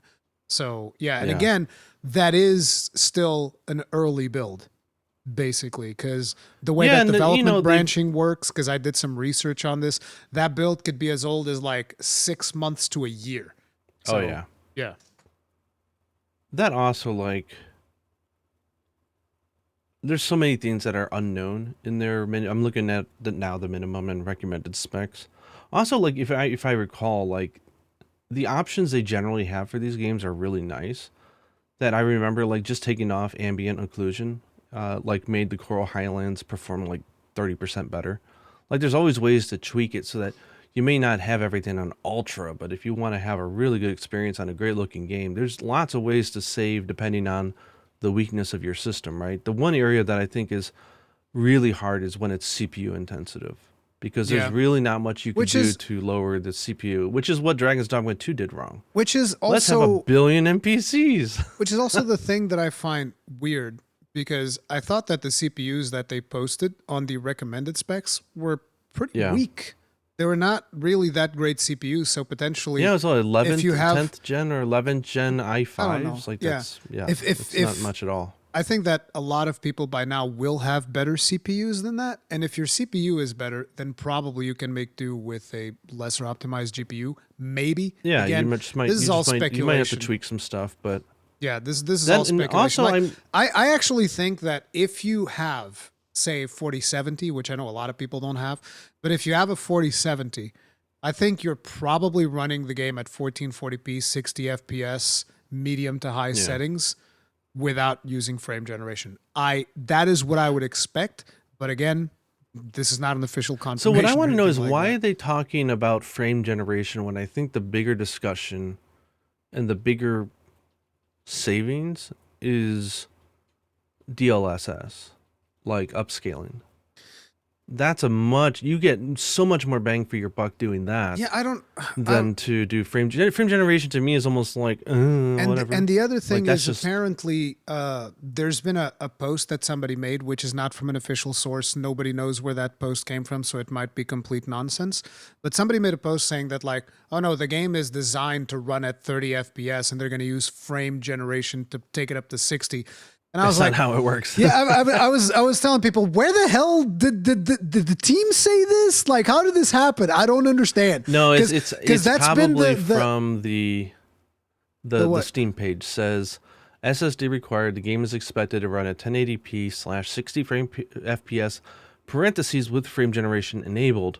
it could be, some people are probably interpreting that as, oh, 60 frames per Like, second is when I see means 60 frame generation. When I see 60 frames a second with frame generation, I'm thinking, okay, the game might run between 45 to 50, and they're going to push the rest up to 60, which But is still not 60 at good. 1080. Which is still not good because frame generation is only meant to be used after 60. So after you have solid 60, that's when you want frame generation to take it beyond that because it will smooth it out. But below 60, you actually don't want to use frame generation because usually it makes it worse. So yeah, I mean, I at don't this know point, variable refresh rate is going to be the better. I mean, that's not even going to tax the game. That's just a monitor side thing that'll solve a lot of that issues. How many people have variable refresh rate monitors, Gaijin? This is that's true. People aren't just like, oh yeah, I have my G-Sync VRR Giga 4K but OLEDs. But I'll tell you, I'm in the camp of people who do not mind that modern games in general are basically running 1440p upscaled to 4K. I don't mind. I'm not in the crowd that I'm not a big I don't fan mind of it because upscaling. if you're playing it on a TV from a computer, which might be a rare case, but that's what my daughter does, you won't tell the difference. If you're playing it as close to the monitor as I am, you'll notice a small difference, but the performance gains of rendering native 1440 versus 4K is so big. I know. And that's just math. You can't get over it. It's huge. I'd but rather have a cooler running computer with longer lifespan and a less hot GPU. I don't mind the 1440p because DLSS is so good. Maybe the problem is, are you using DLSS? No. Or are you on AMD? I mean, I'm on AMD, but regardless of that, I've heard used DLSS is much better. Oh, it is. Okay. DLSS is way better than FSR, which is the AMD version of DLSS. But the thing to me is the biggest problem that I have with this is, let's say, for instance, you are a enthusiast user, so you always have like the latest and greatest bleeding edge, blah, blah, blah, blah. Nowadays, there's a lot of developers that are like, oh, you have a 4090? Better turn on DLSS. And it's like, no, that's stupid. That doesn't make any fucking sense. I'm sorry. I don't agree. Well, it becomes an excuse for not optimizing your game. I've had people tell me that like, oh, don't you know that 1440p upscale to 4K is way more efficient? I was like, yes, but if somebody buys a 4090... They don't want no fucking upscaled thing. And I've already cursed twice. I'm sorry, but it's just this thing really bothers me when people are like, oh yeah, they can develop a game when the top performing GPU right now is the 4090, and it's acceptable for somebody to develop a game that if you want to get max graphics, it simply doesn't work on your GPU unless you use upscale. I'm like, no, that's not reasonable. I think it's because me and you both understand that modern games, 60 FPS 4K, if they're designed properly, will run at 4K 60 on 100%. A 4090. Yeah, on a like 4090, there's any reason that it would be a lack of optimization. Yeah, exactly. Or just really poor data management or something. But that's which the thing. Gets me really excited. Like what? Monster Hunter team is so damn good, and well, their RE engine in general, right, is so good at compressing their assets and doing it in a light way that when I see 140 gigs for storage on this thing, I get excited. Yeah. And I'm like, how good are those textures? Holy shit. And that's I would nice. like to bring up one thing, right? If we look back on the RE engine, how many I don't really play the Resident Evil games, but I always hear that they're super well optimized, they run super good. Oh yeah. That's what I usually hear from Resident Evil games. But it's like I played Monster Hunter Rise and Sunbreak, and we've played Rise and Sunbreak on the Switch. And it's like when you look at how the RE engine, when you look at how the RE engine performs in all of the games that it came out, you can point out the one black sheep, which is Dragon's Dogma 2. And now everybody's going out there saying like, yeah, RE engine's trash. It can't render. It sucks. And it's like, okay, dude. It's like we have one game that did not run well, and I don't know what the experience is like with Resident Evil, but every time I hear people talk about it, they're always saying it's super well optimized, and runs that's super CPU. well. It's pure CPU. Yeah. So there is concerns craziness. because Monster Hunter Wilds is also going to have like a massive world and all this stuff, kind of like Dragon's Dogma 2, and that but could like be a problem, every sheep and every Kelby is not going to remember the relation status of you and the other Kelbies. They're not going to. Yep. The game's not gonna Like, need I to know if almost they're wanna dead say or that alive and all of that I stuff. think Yeah. Dragon's Dogma 2 went almost into Peter Molyneux levels of Yeah. like bliss of like, in a perfect world, wouldn't it be cool if every data point had like 8,000 properties that they were cross-referencing? It's like, yeah, but computers are 'Cause, not like- meant to do that, nor do people care. Because like Don't do one of the things that I think people might not know is that every single NPC in Dragon's Dogma 2, it's not like a random NPC. They have a name. They have stuff that they do. They have quests that they're involved in or not. There's so many flags But they're trying to manage. every It's so crazy. single NPC has something important about them. Hell, there might be an NPC Yeah. that's walking around with like a super rare item, and you might be able to kill him and steal it off him. Okay, Yeah. and If you and want that's to test like it, on just the kill everybody in town. Your game will to give you an perform idea, really nice. I broke one of the quests in Dragon's Dogma 2 because one of the guards that's supposed to come during a certain other quest was dead. Like he died at some point. I wasn't even there when he died. It was just like a random interaction that happened, and that guard just happened to die. It wasn't even me. I wasn't involved at all. And then I was trying to do this quest, and the quest just wouldn't work because that specific guard was supposed to come up and help us do that quest. And so I had to go back and resurrect that one guard to fix the quest, which you could argue Yeah, so don't bad. look at Dragon's Dogma 2 Yeah, as but you could argue that's bad game design. It's like, okay, you Yeah, can argue that's bad bad game game. design, But yeah. what we're saying is, but just think of the load that it creates when every single NPC in the game has a very Several hundred at one specific, time. defined function where even if you don't do anything, that NPC can die, they can potentially get married. There's all of these different things that can happen to every single one of those NPCs, and that's where you're Yeah. running into the CPU issues. It's unfortunate because on paper it sounds really cool, but Yeah. in theory, most of it did not matter, and Yeah, it was it just didn't. It just Like, brought yeah, again- down the experience. Again, guys, these are things that actually don't matter that much, but these are things that also tell you why Dragon's Dogma 2 was running so bad, is because it was doing all of these calculations in the background that actually didn't really matter that much for your gameplay experience. Whereas if you think about like the NPCs of Monster Hunter, what you got? You got like your quest counter ma'am that's just like sitting there waiting to give you quests. She's not worried about your relationship status with Gemma and how many monsters you killed yesterday and doing all these crazy calculations. Now you can argue that like, well, what about That'd be Monster? I mean, they could track it if they want, because mine will just be a constant variable.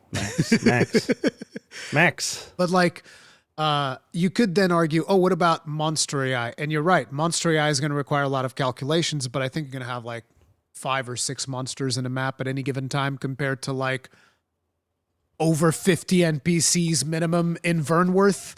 It's like- If anything, I think with the PC spec conversation, one, it's kind of funny to have it at this point because it's still so early, but I think that it does send a good message to Capcom that they need to release yeah. once they get near release and they actually have settled on, specs that they think the game is going to run on at release, they'll need to set up either it's a benchmark test or just do a demo or something. I think that sends a good, clear message, and then I think people can very fairly complain or look at it or figure out what the actual situation is. The biggest But problem, I like seeing them push it. yeah, the biggest problem I feel like is Capcom should also be very careful of the wording that they put in the system requirements, because like saying that like, oh, you need a 4060 to run the game at 1080p 60 FPS and you better have frame gen. It's like, I don't know about that. It's like a 4060 for 1080p at 60 FPS and must have frame gen. That's harsh. That is some very harsh system requirements. But like, Is if you're a trying, 27 Super really the same strength as a 4060? I don't know what the supers are like. I've never Because had they have that listed here. I'm like, what? Yeah, 27. And then the yeah, I think they need the to be one careful for with that. the AMD one is the 6700 XT, right? Or is it the 6800? 6700 XT, yeah, with 12 gigs. So it's of like, RAM. I actually think that pound for pound, the 6700 XT should be more powerful than the 4060, which also leads me to believe game's probably not going to be very well optimized for AMD. AMD bros keep losing. It sucks so much. I have a 6900 XT and I'm like, no, game not gonna run good. But I'm probably gonna buy a new GPU. I probably have to get a new GPU ahead of this because I'm doing a 4080 and I think you're doing a 4070. I'm waiting for like Black Friday because I want to see if I actually buy 2 GPUs because my streaming computer is running a 2060. A standard 2060, which was garbage when it came out. And guess what it is now? It's not great. But yeah, that's like the performance thing. Basically, all we're going to say, guys, is wait for the demo. If you're concerned about performance, don't pre-order it.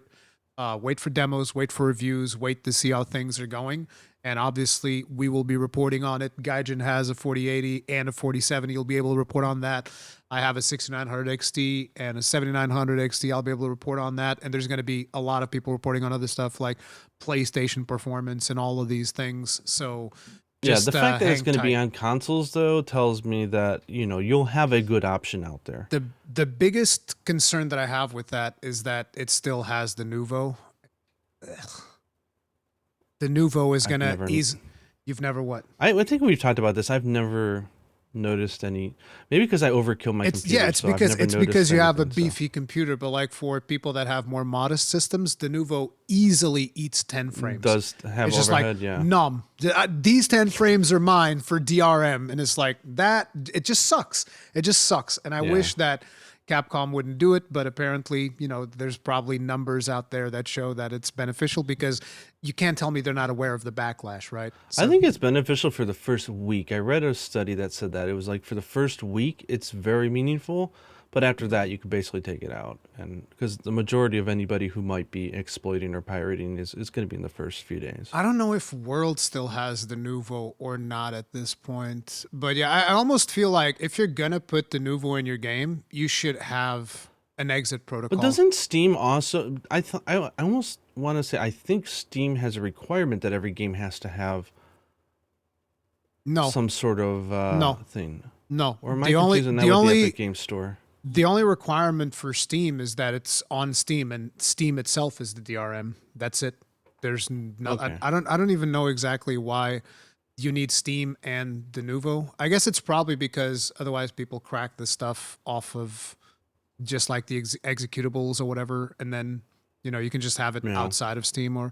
But actually, I'm gonna check real quick if Monster Hunter World still has, because I think it does. I don't think they removed it from World.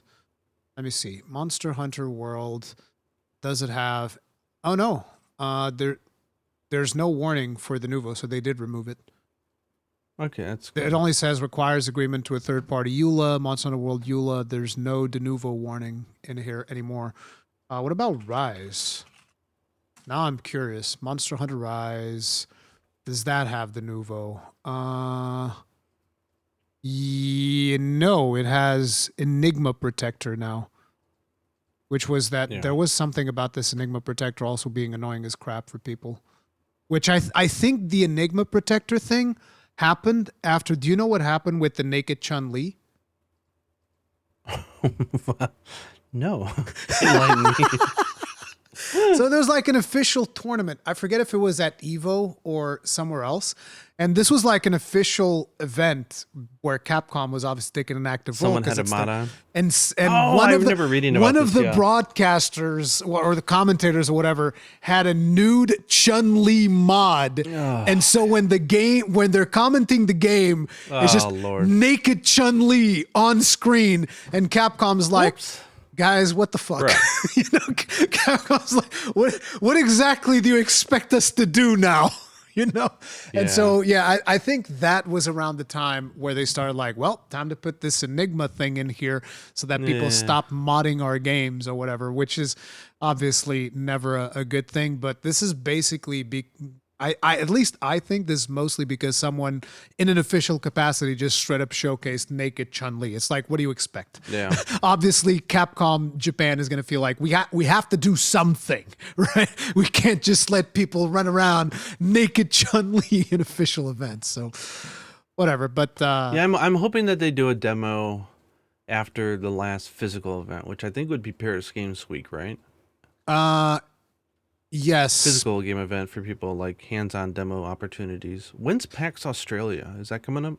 I have no idea, but I can look it up. Let me see. Yeah. PAX. Because I think right now that they have obligations with vendors where they're doing a whole booth, because that stuff's not cheap. It's before Paris Games Week, I think. Oh, okay. And Paris Games Week's like end of this month? Paris Games Week is Paris Games Week is 23 to 27th, and PAX is on the 11th. So yeah, considering optimization and stuff, like I think Game Show Awards would be a great time to announce. Yeah, that's like a limited time demo. That's what I'm thinking as well. The Game Awards makes perfect sense because it's 1 year after the initial reveal. It's like, hey guys, you remember? Like you can even have the January or you can even have the thing. No, I don't think they're going to announce that. I think it's going to be think they might do one drop in December. I think it's going to be just like a shadow drop Later today. Yeah, so nice. I think it even makes sense because that would solve like. That you don't way, have to do a whole benchmark if you just have a demo. Yeah, that way Ryozo can go on stage and just be like, hey guys, remember how last year we came here, we showed you the teaser for our game, like since then, and he, talks about a bunch of talking points, open world, seamless worlds, whatever. And then he's like, and by the way, we're releasing a demo today. Boom, here you go. Go have fun. Please do not Happy have hunting. the flagship monster in the demo. Oh God! You know they're gonna do it. You know they're gonna do it. Please do God. Not. Man, by the time we got to Nergigante, like we knew all of his moves. Please don't. Please, Capcom, if you hear anything, please do not make a pledge. Put the flagship. Make a pledge that if they include him, you won't fight him. You can't help yourself. That's a bit much. That's too much. That's a bit much. Listen, I have a responsibility as a content creator. All right. That is true. Yeah. But it's like, please, Capcom, please, no flagship fight. Please don't. I don't mind if they include like one of the apexes of the areas. That's cool. Like Ray Dow or whatever. Like that. That's fine. I mean, people already fought. Just not the flagship. People already fought Ray Dow, so I think you should have Ray Dow in there. That's fine. But yeah, give me my belly flop, boy. I think also I don't think you should have Uthduna, but I don't know if did we have Wildspire Waste? We did. I don't want Scarlet Forest even. I only want No, not on the demo. No, I don't want people freely. No. Windward Plains is all you get. And even Windward Plains, I want them to section off pieces of the map. It's like, oh no, there's rocks here. You remember how they did it back in the day with actually any of the old games where when you first got started, there's like rocks boulders, blocking the way. It's like, that's what's going to happen. There's a boulder. You can't go past this point. That's what I want. No, I want the Scarlet Forest. Give it. Especially if they're going to have like 4 to 5 areas, like they should be allowed to show the second one. Come on now. No. Yes, everything needs to be a surprise. I don't want it. Well, then just make a pledge that you won't touch any demo. No, I'm not doing that. It's all a surprise. I'm 100% not. I was a little sad. I really wanted to try the game at Tokyo Game Show, but I wasn't able to. Did I tell you that? Yeah, give me just a second. I'll tell you what, though, Gaijin. If I wasn't a content creator, I guarantee I wouldn't even touch the demo. I wouldn't even touch it. Easy. Wouldn't even touch it. But you didn't get to play at Tokyo Game Show. I was really sad when I saw your tweet. So you only went for 1 day? Yeah, I only went for 1 day. It was on Thursday, on business day, and I was lined up. The event starts at 10, and I'm old. I can't be sitting out at like 8 a.m., 7 a.m. in the morning. Yeah, of course. But I got there on time, and it took like 50 minutes to get in because the lines were long. Yep. And all the processing. And by time I even reached the Capcom booth, which was like 10:40 a.m., they give you a ticket saying, okay, here, do you want the single player or do you want the multiplayer? They give you a time ticket, and then they say, come line up from, let's say you're in a 1:30 slot, you can start lining up at 1:20. And that's how they keep it from being overly crowded and stuff like that. That is definitely smarter than what ended up happening at Gamescom, where you basically had the line going all the way around the whole Capcom booth, and it was like 10-hour lines. Well, then you run into issues where people could be like lining up for a long time, but then they can't play. And That then you I run think into I the think issue that of happens. people like they can't see anything else while they're lining up, which is just Yeah. that's not good for anybody. I think that happened at PAX West. It was that some people lined up, Ugh. and at a certain point, it's like, sorry guys, it's not happening. I mean, what are Which they sucks. afraid of? Like, do you think Westerners are just kind of hacked through it that they would try selling their time tickets? Like, hey, I've got a 1:30 ticket if you want to buy it for $100. I don't know. I just think it's a cultural thing. We've always had these huge lines in pretty much all of the events. I've never seen the ticket system you're talking about, unless you're press, at which Interesting. point you just book it. And No, no, that's no. I pretty mean, that much just it. sounds like Yeah. a safety hazard if you don't do that. Yeah, there were times where people were concerned. That's why they were cutting the line off at like, okay, 6 hours and that's it. And in Gamescom, Jesus. they actually had like two massive fridges where as people start, they would go out and they would hand drinks to people for free. It's like, hey, here you go, hydrate yourself and whatnot, so that people wouldn't drop dead in the show floor. Oh man. Yeah. I mean, not every booth does that, mind you. It's for the larger ones. And Capcom didn't always used to do it, but they did for many years ago. But like when I went and I tried Fantasy Live Online, it was just line up. Yeah. But I imagine that if it was a title with larger lines, it would do tickets. All right. Worked out okay. So, but getting back to more wild stuff, 16-player lobbies have been confirmed. How do you feel about that? That's what I heard. Would you prefer mean, 4-player they lobbies? were Because I remember at one point you said you liked 4-player lobbies more. I do. I do. I mean, from my personal play type, I prefer 4-person lobbies. Like, there's something More and intimate, interesting yeah. about. But then again, I was comparing that to the idea of I like everyone having to go through the same gate. I like the idea of like everyone leaves together as a team. To me, that was fun. But I realized now that that was because it was just a differently designed game, right? Like back in the portable games, you couldn't leave the hall, you couldn't go everywhere, you didn't have to. And then, you know, like you take something like Rise or Sunbreak, you can all be in different parts of the town and still depart for a quest. And I found that it bothered me less. Probably because I didn't play much with random people. I only played with Yuna and yourself. So when I play with random people, I really do love that old school sort of everyone in the lobby together. You get to see everyone's gear. Everyone's doing Taking funny turns, moves, and then and you're doing the whole turn thing where it's like, okay, Yeah, now yeah, it's yeah. your quest, now it's my quest. But yeah, that was Yeah. cool. I like that, but I get that that shouldn't be the reason to hold back lobby size, and it's not a good reason to hold back the limit of people. So I've come to peace with it. I think it's fine. The other day I did a Safi lob But like I was telling you, and dude, Safi lobby is so good. It filled up with people, and you see all these people running around the gathering hub. It just hang took on, I me gotta right ask. back to World. It was fantastic. I gotta ask because this really confuses me. So the world instance, let's say you're in the plains, right? Mm-hmm. The HP for all the monsters is persistent. What No, it is the scales. stop? It scales based on No, the no, number no, of players no. in It's a party. no, it's. No, I'm saying it's persistent in that if one monster gets in a turf war or gets smacked on by a few hunters one time, until it leaves the locale, that HP is going to be decreased. Yeah. What is to stop 16-player lobbies from just splitting up into teams and just beating every monster down and then just doing like speed kills for everybody? I don't understand what you're talking about. You mean for speedrunning specifically? No.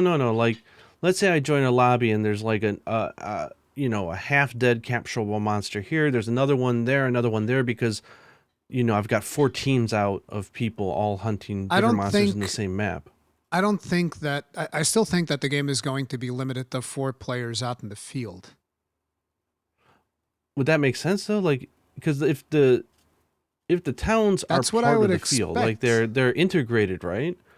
So what? Yeah, like everyone's just like trapped or not allowed to leave. Only 4 people can leave, or do you think it creates a new instance? No, But at that point, is there even a think point? there's different. I think there will be different instances. I don't think that they've explained this specific mechanic, but I don't think you're gonna be walking around and there's 16 players visible. I don't think that's happening. Yeah, so I think they would need a specific area, like an indoor area, right? So it doesn't feel like you're getting that They're saying lack of that immersion.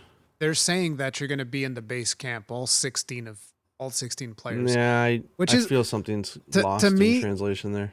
To me, I want a gathering hub. People were telling me yesterday in my stream that apparently, according to this interview, some of the interpretations could be that there is no gathering hub, and I was like, no, there needs to be. I don't see how hub. they. Yeah, I don't see how it would be without, because of what I was saying. Like you can't have everybody out there, fighting all these. You can Doshagunas through instancing, just like this was done in no. Destiny If already. everybody was in one instance with 16 people, because No, it I would don't be think you can really do that. weird if everybody is inside an outdoor establishment and you're saying that everything that they could see outside doesn't exist.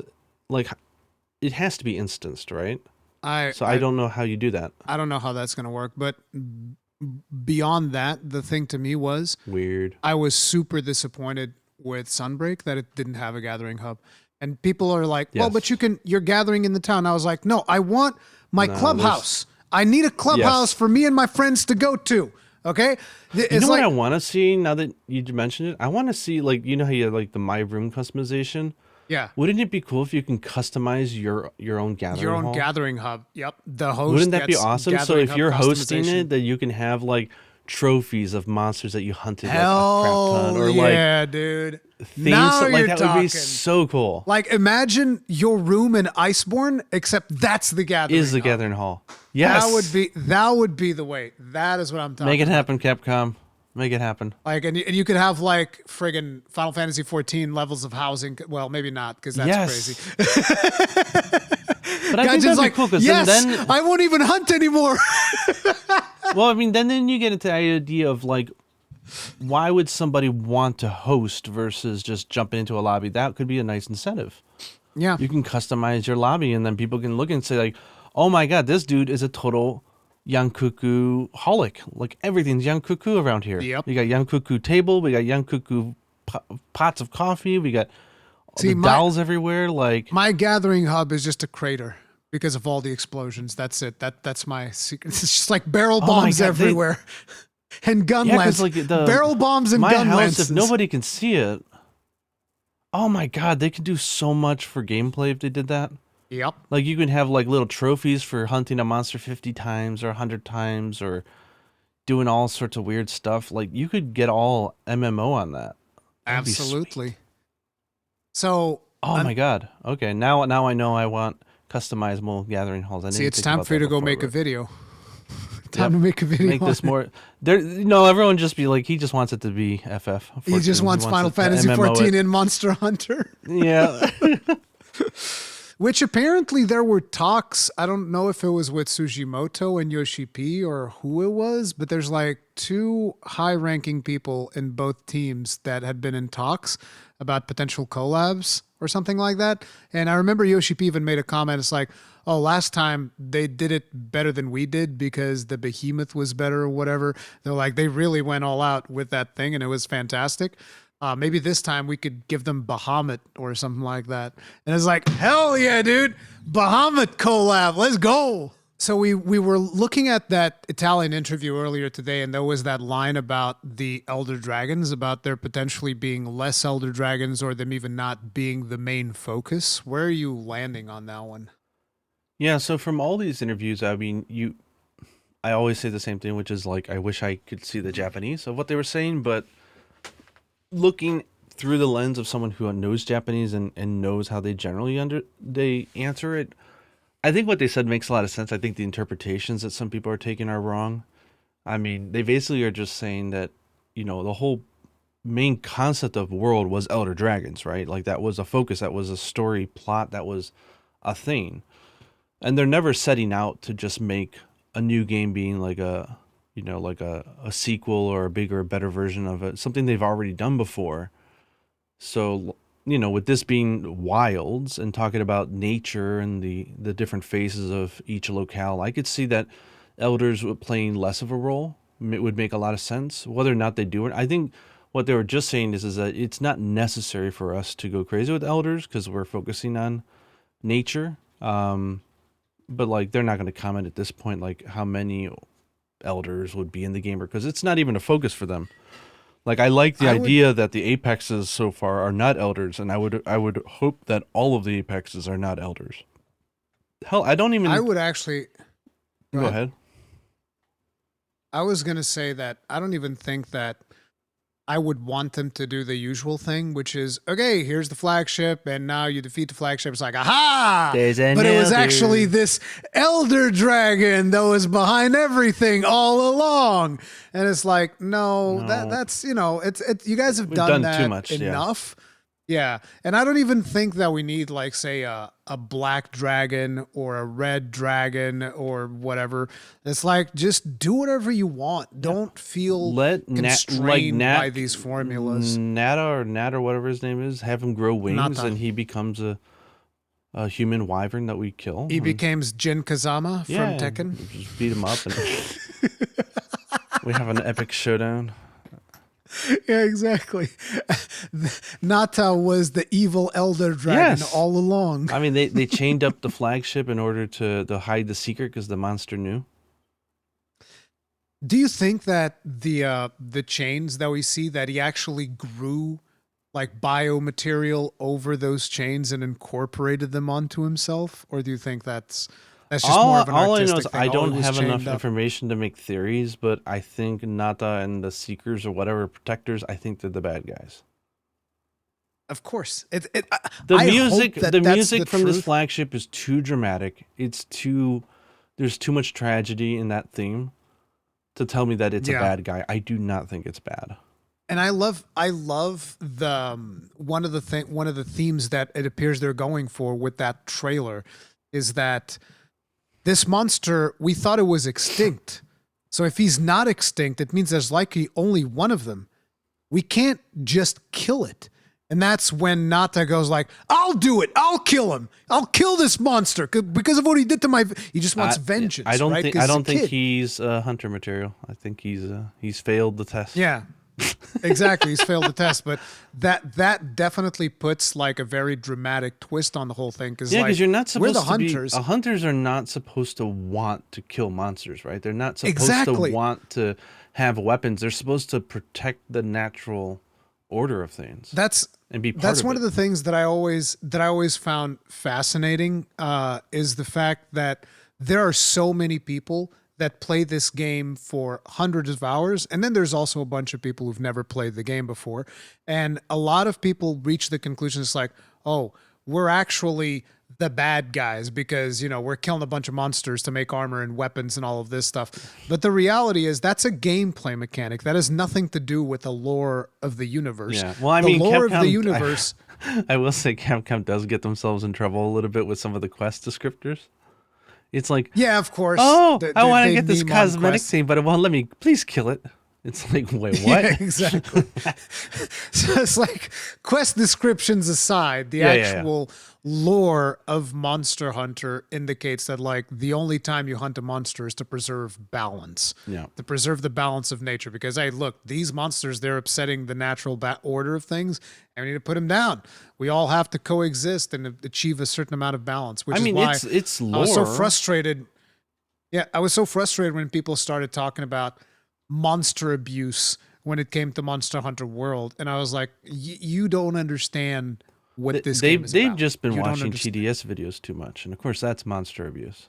It's monster abuse. Those guys are great. Team Darkside is monster abuse. That's monster abuse. I'll admit that. But that's a game mechanic as well. But I mean, at this point, I would assume most people know it. But the hunters wield shields in their dominant hand, not their other one, and that's a specific lore reason. Is that the guild pushes that their first thought should be of defense, not offense, not killing. This is why everybody's left-handed in Monster Hunter, if you've ever wondered. I thought it was because they were just like being more defensive in terms of these monsters are so strong, I need to use my dominant hand to block. It's the oath so of it's a a hunter. guild thing. Yeah. Okay. They are supposed to predominantly defend, not strike, because not attack. Yeah. Except for longsword, they just two-hand their weapon because they're evil. That's what. You know what I want for longsword? I want a La Ballerina type of spin, like you jump around and spin with the longsword like a ballerina. That'd be awesome. like a whirlwind barbarian in Diablo. Like, I mean, I can see dual blades getting that, but I want to see the longsword do it. That would be funny. So another thing though is confirmed with this recent Tokyo Game Show thing is that 2 of these locales are seamless. Yes. We can travel straight from the Windward Plains to the Scarlet Forest. Which they Now, said it's before, important- so I'm kind of curious why people were so surprised by that. I mean, They announced it's this the language previously. that they use, I feel sometimes is very ambiguous, and it causes you to question, okay, but is it? Can Yeah. we actually go from location to location? And then I also feel that, at least for me, because right, I do get to speak with the community managers every now and then, and they're very wary with the words that they use because they don't want to like confirm stuff that the team hasn't officially confirmed yet. So they're not allowed to just flat out say things Yeah. unless it's already been said. So there's always this dance that you end up in. So the language is always very ambiguous. Oh yeah, it's seamless. It's like, okay, but can I go from here to here? It's seamless. You know?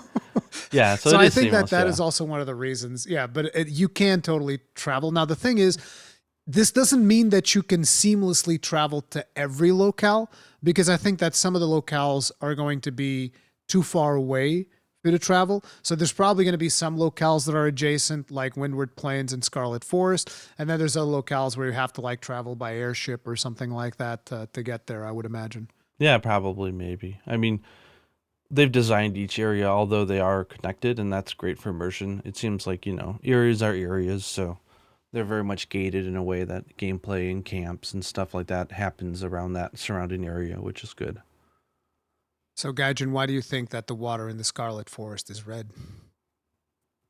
Fungi? Like, it has to do something with the paralysis thing that goes into the flowers, right? I mean, what do you want me to say? That it's blood, or? No, I was just wondering what your theory was, because I've done a bunch of I mean- needless research and speculation. Okay, well, I'm going to guess that it's just part of the nest, and it's part of the toxins. Because if the So flood, you think that it's the flood water that is happens, red right? because of Lalabarina? Well, it's the plants or whatever. It's that thing. It's like when they have the water coming, right, in the storms, and it's washing. It's no longer red because the water is not contaminated, but you know what I mean. Like it's something that's in the water. Yeah, but it's what not that the water itself is red. Okay, so you don't think that Lalabarina is the one who causes the water to be red, right? Lalabarina's Lalabarina webs is are there red because is the there water because is of the red. environment. In the nest, if you saw it, is all red. It's all that Yeah. material. So I mean, Lalabarina is a monster that probably evolved to take advantage of that, right? And make it part of its Yeah. own, but it's not like a monster definitely appears- intentionally does it or something. I asked people to watch the Tokyo Game Show thing again, because they have the like a Japanese only version, obviously without the community managers talking over it. And people were telling me that they don't explain why the water is red. They just say that during fallow the water is red. It's Yeah. got like this red component to it. My speculation is that because if you look, there's a bunch of old ruins there. Right? There was probably an ancient civilization there at some point in time. I think that's fairly easy to assume. And that civilization probably had a bunch of metal things, like, tools of metal and whatnot. They could have rusted over the years. And Oh yeah, I'm definitely. thing in the I'm water more on the could be vegetation side of But assumption. the other thing is, there can also be, this is something that people started saying when I proposed this theory, there can be iron deposits in the water, and that can also cause the water to turn red. And then when there's a big flood, that will push the red out for a period of time until we go back into stagnation, and then the stuff pops up. And it makes sense, because if you think about it, if it's iron, if there's an iron deposit, it can potentially rust under the water, and the rust literally is given Lalabarina tetanus power to paralyze people. She's paralyzing us with tetanus. Yeah, but I mean, if it was iron deposits, it would only be in the water. Why would the fauna and everything on the ceiling of her nest and all the vegetation have that? Because the reason that her webs are red, because those are webs, those are spider webs. She produced them, is because she consumes the red water. And they've also said that her hunting habits change when the water is no longer red. So I would assume that Lalabarina is weaker Well, she can't when supercharge the water's her not. paralysis attacks, Yeah, right? exactly. Because she sends Because off of the- like because the the red. water's not red. She sends off the red essence, and it gathers on the florets. ground, right, and deposits so that you can get paralyzed. And that's why they showed off that you can attack those things before they actually touch ground. You can like explode them so that the ground is safe. So if there's water everywhere, then yeah, like the monster would definitely be at a disadvantage. Yeah, I'm not. I don't know about iron. Iron and ecology and paralysis don't really seem to flow for me. But hey, We'll see. we'll see. So I love the effect, new though. thing. Yeah, a new thing that they've confirmed is that monsters now leave behind bone mounds. Yes, I thought that after was they the rot coolest and thing. they get consumed. Yeah, that is really really The cool. thing is, I like, thought that was awesome. I had a different takeaway from that than a lot of other people, where I think people were like, "Oh my god, it's just really cool as a mechanic." Like, "Oh my god, if we kill a bunch of monsters in one area, they'll all become bones, and we can later then get them," which might be the case. But the way I took it was that it's more organic, environmental storytelling, as they were talking Yeah, about. exactly. Like, yeah, you got monsters who will bring back prey and eat them. So when you see carcasses, like, up until now, Monster Hunter's been like, yes, the bone carcass is here, here, and here, and it's like had no Yeah, rhyme or it's reason. static. Now And there's an those actual still those reason. still occur. Those still occur though. They're still the static bone piles according to what they've said. But yeah, I love it. It was I cool wonder to see. how It's a nice long- little detail. How long would you have to sit and How long watch a will it monster take, yeah. before it become a thing? Like, there's That's so gonna be many a video testing that videos I somebody's want to gonna do. make. Is kind of crazy. Somebody's gonna kill a monster and then just do a Sit time there. lapse of how long it takes until it Apnatop rots. used to get stoned to death. Now we just kill it and watch it turn into a procurable item. And the funny thing is, because of how it works, you'll probably see like other carrion creatures just go in there and like start You have pecking to at fight. it, and You it have to fight slowly after it, yeah. decays. Oh, that'd be And cool. they will fight over it, like the chemetries and the other small monsters. Which, did you see that the small monsters jumping on the chemetries? Yeah, 'Cause they whooped his ass. They're both fighting for the same. They're fighting for the same resource. They basically give you a free down, is what it looks Yes. like. Which is What I cool. like though is that they mentioned before that those types of turf wars, there's no set programmed winner. Where like up until now, Yeah. all turf wars have been like, yeah, he always will win this one. Like even with the small ones, there's always a percentage chance it could go the wrong way. It's kind of randomized. There's probably a tendency swap there, but I think that's hilarious because and you don't know what's going to happen. You actually pay attention. You don't like, okay, I'm going to sharpen now because they're going to get the down. Like, no, what if he goes rah and sets them all on fire and then comes after you? That'd be pretty funny. And did you see the turf war with Doshiguma? Oh yeah, and he gave her a Lalabarina? pounding, I and was- my God. It was funny because if you watch the third trailer, you would felt be like, so bad "Oh, for her." Lalabarina is clearly winning. She's beating the crap out of because she's like on top of him, like." And then you see the full version now, and the shotgun was like, "Slam!" He just like yeets Remind her me of into like the ground. Remind me of like the mountain in Game of Thrones, just pounding her in. It was like, Jesus, get off her, Yeah, get off my ballerina, beast. ugly doggy thing. So, so another thing that is mentioned is that you no longer need to collect monster tracks. I think you're gonna have to do it the first time until you hunt the monster for the first time, but after that, they're just gonna be on the map. I'm not a big fan of that. well, I imagine collecting them still going to net you resource points, which is nice. Yeah, that it gives you I resource points imagine and also that, gives you like- materials because if you notice when they were approaching the chemetries, they pick up a scale off of the ground and they get the scale. It's like a blue scale or whatever it's called. I mean, given the narrative nature, it almost sounds like most of the monsters are going to be introduced in a way of where like, you're tracking it, you find it, you hear about it, and then you spot it. So like at that point, it could be argued that the hunter kind of has learned, like, okay, this I want monster is in this paintballs location. back. Paintballs. It's so realistic, I know, right? Throw a paintball and I can want see it I want paintballs. from hundreds of meters away. I can see it. Exactly. I can see it in my map. Didn't someone say there are time. paintballs, but they're just curious what There it does? is. What it does, There right? is a paintball item. I don't know exactly what it does, though. I don't know what the deal is, but it's like it doesn't have to be paintballs, but I would like a tracking mechanic. I don't like the way that Rise and Sunbreak did it, where it's like you get there, oh yeah, your Kahoot just tracked literally everything on the map in real time, and it's feeding that information back to, bro, we don't No have surprise. radar systems that advanced. We know what's going around the corner, right? The Kahoot is even going like, there's an unidentified monster right over there. And you're like, what does it look like? A big question mark. Okay. It's good I to don't know Kahoot. what they're going to do. Good job. That's a tough one. I mean, I'm with you. No, I think it's would pretty be much fun, but- confirmed. I think it's pretty much confirmed that like you track them the first time, and then after that they're just in your map forever. I'm just not.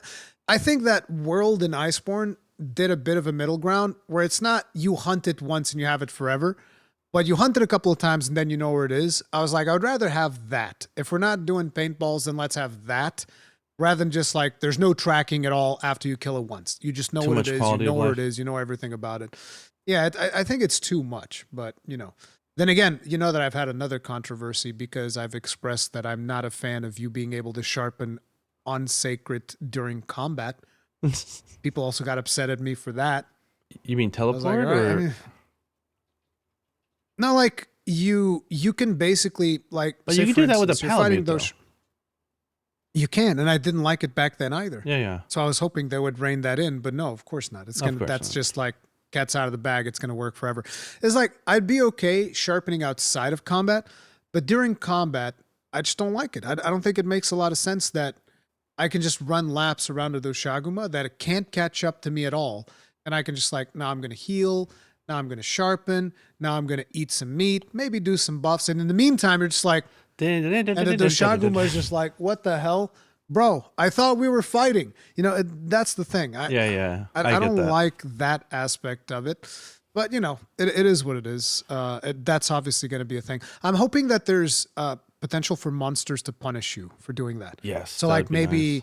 Lala Barina can, like, web you out of Seikret, and then there's a cooldown because Seikret's, like, stuck in her web or something like that, right? That would be cool because then you would actually have to think, oh, can I call Seikret now to Yeah. do my thing? Or is he just going to get webbed and, you know, it's going to be a problem? Yeah, So, we'll yeah. have to see how that plays out. But I could see what you're saying. Yeah, that is pretty OP'd. Yeah. And the another thing that they've confirmed is that Seikret is customizable. Yes, you yes, can paint him customized. up and you can put decorations on him and all of that good stuff. And I was like, yes. I hope they go the extra Very mile. good. I hope it's not just colors. I wanna see like chocobo designs. Like I want armor. Oh no, you didn't see the pre-order, not pre-order, the deluxe edition bonus? Probably not. There's one that straight up gives him like a full feathered mane Oh, nice. that you can get with the deluxe edition or whatever. So it's not just colors. There's colors and then there's accessories. So I'm assuming it's like same level of customization that you would have on your Palico. Nice. So probably you're going to make your hunter, make your Palico, and then make your Sacred. That would be what I would expect. Or maybe the Sacred comes default and then you can just repaint them later because they were talking about unlocking things as you go along. Yeah. So maybe that's the way that's going to work. I don't know exactly what the I deal like is going it. to be with that. But That's cool. yeah, pretty cool. So I was telling you that. Oh, we're I just got a probably funny going to idea. have- Make it like a ahead. parrot where it can learn how to make sounds of other monsters so that when you hunt monsters, you can do like a young cuckoo, like sounds and stuff. That would be hilarious. Like a parrot. Can you imagine So that? I'm actually going to send you some. Yeah, that would be really cool if you can make those crazy sounds. So I'm going to send you something on Discord. I should have sent you this earlier, but you know, we're doing things in a live environment and that's how this goes. I'm going to send you an image. You should be getting it right now to Oh, talk it's not of about Gemma? the Damn. potential of. No, it's not of Gemma. I'm sorry. God, like Capcom knew what they were doing with that Smithy scene. Like, hot damn. They're not fooling anyone with that one. Mwah, perfection. Ark's gonna have material for days. You remember Ark? You made that. I asked him to make it. He you made you it the gave most him a- hilarious thing. Yeah. You gave him a voice thing of Ara Ara. Yeah. Nailed it. Okay. Ark knows all about the thirst content, but if you look at that, doesn't that seem like an indication that RNG decorations are back? That is the listing of monsters that you have on the field, and it's telling you the bonus rewards that you can get from those monsters because they're slightly stronger than usual. Yeah. So more likely than not, random decorations are coming back, but it's not all bad news. I mean, Gaijin. imagine if they just do the best of both worlds. Make all the decorations craftable, but also make them random drops. So you can craft them or you can get them. That would be cool. That's a win-win. Listen, I will be super happy about that. What I don't want is RNG charms, okay? That's what I don't want. I don't want to be Can we just walking get rid around of charms? with a Wouldn't that be nice? That's fine by me. Get rid of them. Hey, But less armor anyway, skills, the happier I am, but we're not going back to the old days, unfortunately. I think it's going to be... Then again, The less Remnant what? too. I hate to bring that up again, but No. like it's making me think though that the more status you have and the more minute changes you can do, the more variety you get in builds. So maybe it's not a bad yes. Now, listen, here's the thing. You're talking about going back to less skills. I actually think that's going to be a thing, and here's why. One of the interviews confirmed that the way that it's going to work with the 2 weapon system is that all of the offensive skills, and again, these are translations, which makes it very hard. One of the translations is from Japanese to Chinese or Japanese to English and then Chinese. I'm not sure how many paths we're going through. And the other translation is from Japanese to Italian or Japanese to English to Italian, because that was the one that we were watching earlier today. So both the Chinese and the Italian interview talk about the specifics of using 2 weapons. And what the developers said is that all of the offensive skills are going to be on the weapon. Now, what does offensive skills mean? Are we talking about attack boost, critical eye? Because that's what I think about when I'm talking about offensive skills. And if all of those have to be on the weapon, that means that they will have to have reworked the skill system, which was confirmed. I don't know if it was in today's interview or in some other interview, but it was confirmed. The developers said they are doing an overhaul on how skill system works, which, by the way, is already something that I can tell you. There are skills that are different because in Gamescom, speed sharpening skill was 1 point out of 2. So it's not 3 points anymore, it's 2 points. And that was present on a weapon. So speed sharpening is considered an offensive skill. Which is strange. Or maybe that's just like, early build, whatever. We're going to put speed sharpening on the weapon. But Gamescom definitely had speed sharpening 1 of 2 on weapons. But the point is, all of the offensive skills have to be on the weapons, and then the rest of the skills go onto the armor itself. Now, if you look at the image I sent you, pay attention to the yellow decorations. On the up right-hand corner, there's a little sword symbol. Do you see it? Oh, interesting. So potentially that would be a decoration for the weapon, and then the blue one would be a decoration for the armor, and then the white ones would be random. They can be either weapon or armor. This is, again, just from the footage that we got from Tokyo Game Show. I'm not sure how accurate this prediction is, but with a complete rework of the skill system, I think it would make sense for them to potentially no, we're going to limit how many skills you can have on your weapon so that not everybody is running around with Wex 3, Crit Boost 3, Crit Eye 7, Attack Boost 7, all of the usual suspects, right?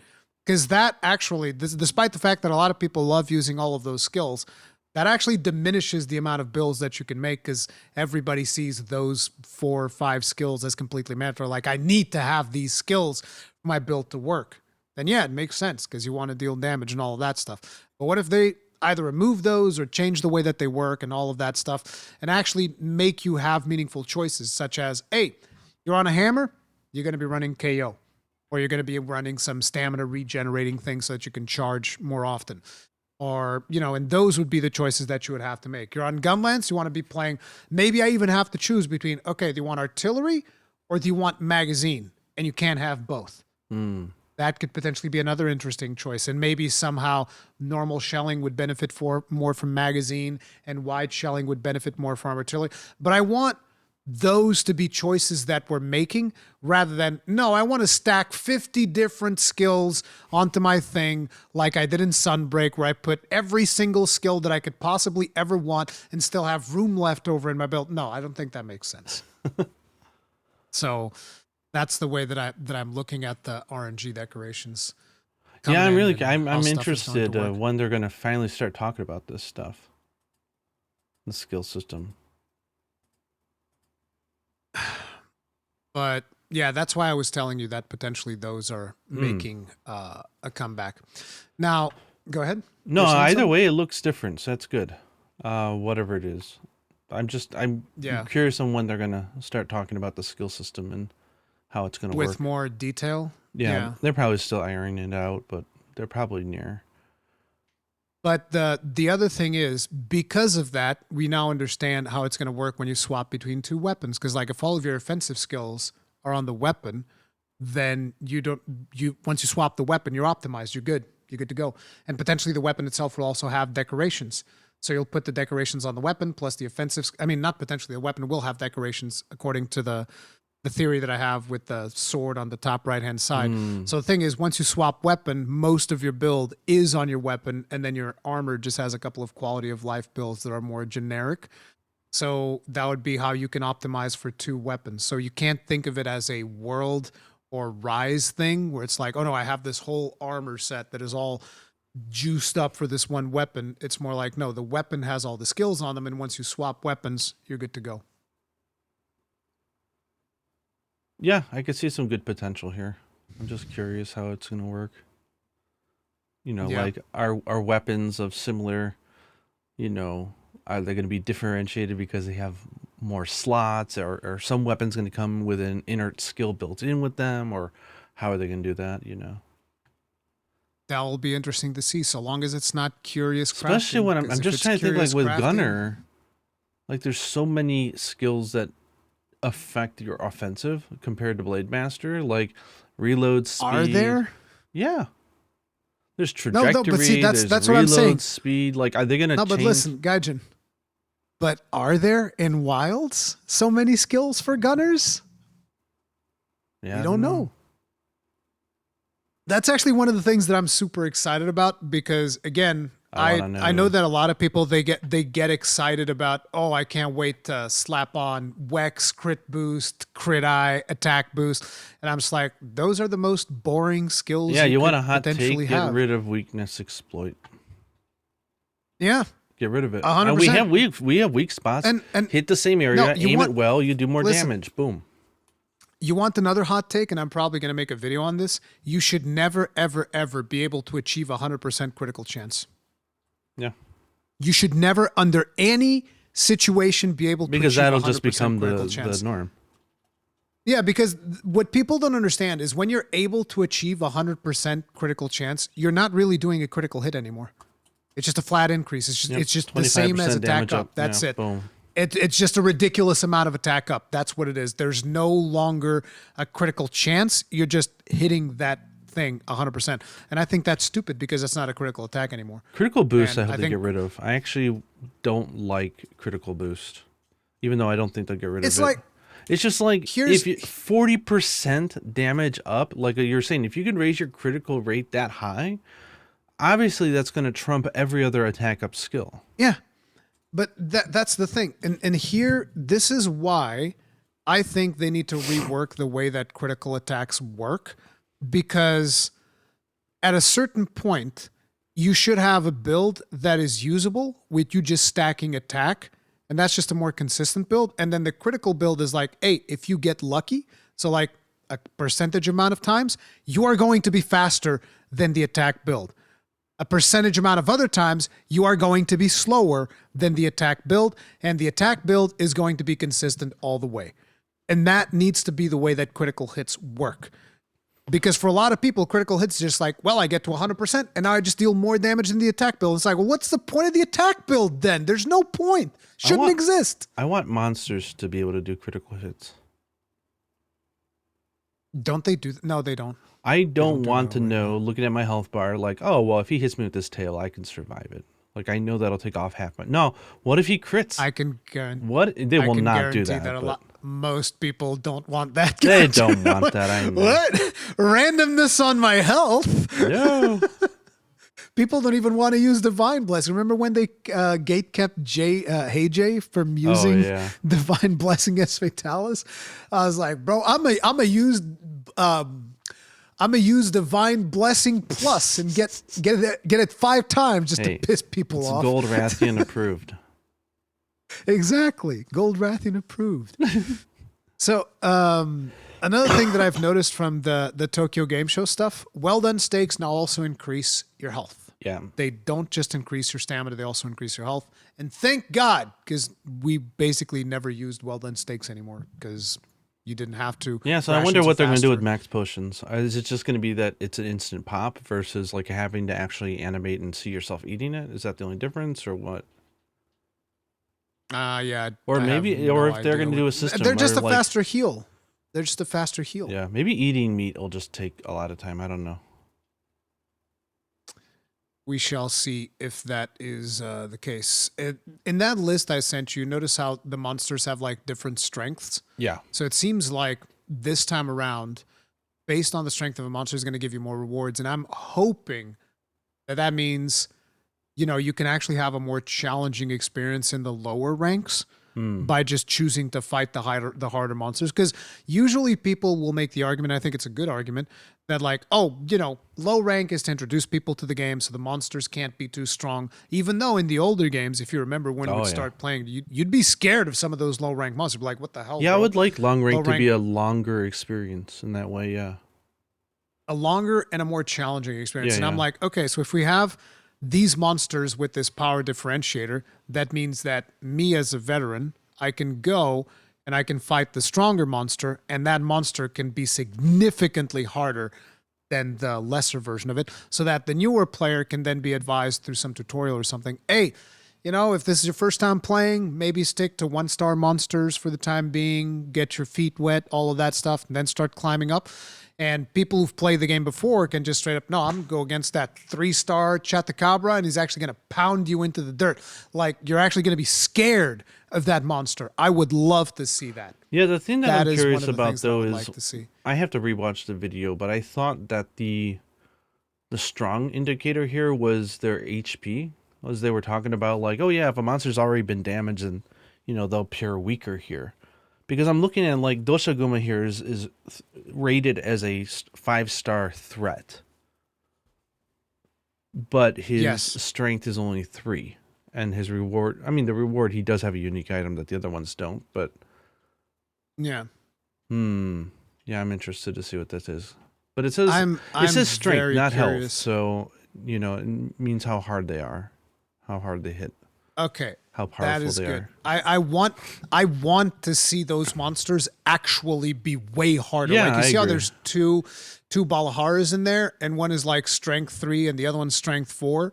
I want the strength 4 to hit harder, to move like way harder. I want it to be a significant step up in difficulty so that I can go and actually be scared. Like, I want to see if I'm fighting, like, let's say I'm fighting a 2-star monster because I just want to grind a couple of materials, and a 5-star monster rolls in. I don't want to be like, hell yeah, let's go. Turf war, all advantages for me because this other monster just happened to appear in here. No, I want to be like, holy crap, there's a 5-star monster in here. Maybe I need to back off a little bit. That's how I want to feel. And we need to go back to that feeling, I feel. No, I like it, If all the low rank monsters are equally the same strength, then you kind of blow through them too fast, and then it's like, okay, on to high rank. It's like, no. Let's have some more fun in low rank. Like, we don't have to introduce new moves to these guys in order to make the challenge, enjoy some challenge. So I'm totally with you on that one. I agree. Like, longer experience in low rank, and then, the high rank end game, and then eventually the inevitable G rank expansion. But so another thing was, and this was something that I was very curious about, would support hunters, the NPCs, scale the monster or not? Remember we had this conversation? Yeah. They will.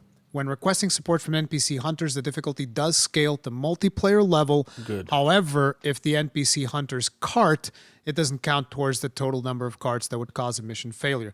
That's also probably because the NPCs are never going to be as good as actual hunters. So at least they don't You count say for, that the average hunter randomly is pretty good.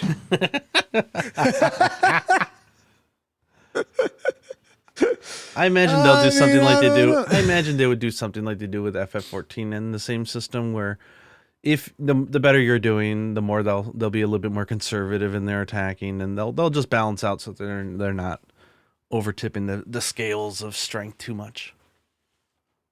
Yeah, that's good. But yeah, they're scaling them, which means that the NPC hunters are actually going to be good. And this is something that I had predicted. I was like, this is probably going to be the way that it works. So yeah, it's good to know. I think that you already knew that breaking parts automatically grants you the materials, right? You're already aware of this? Yes. Okay. Did we talk about set bonuses and group bonuses? Yeah. I forget. Yeah, we did. Okay. Then we already talked about that in the podcast. And yeah, I think that's pretty much most of the stuff that was discussed from TGS. I might be missing like one or two things because we also been talking for so long.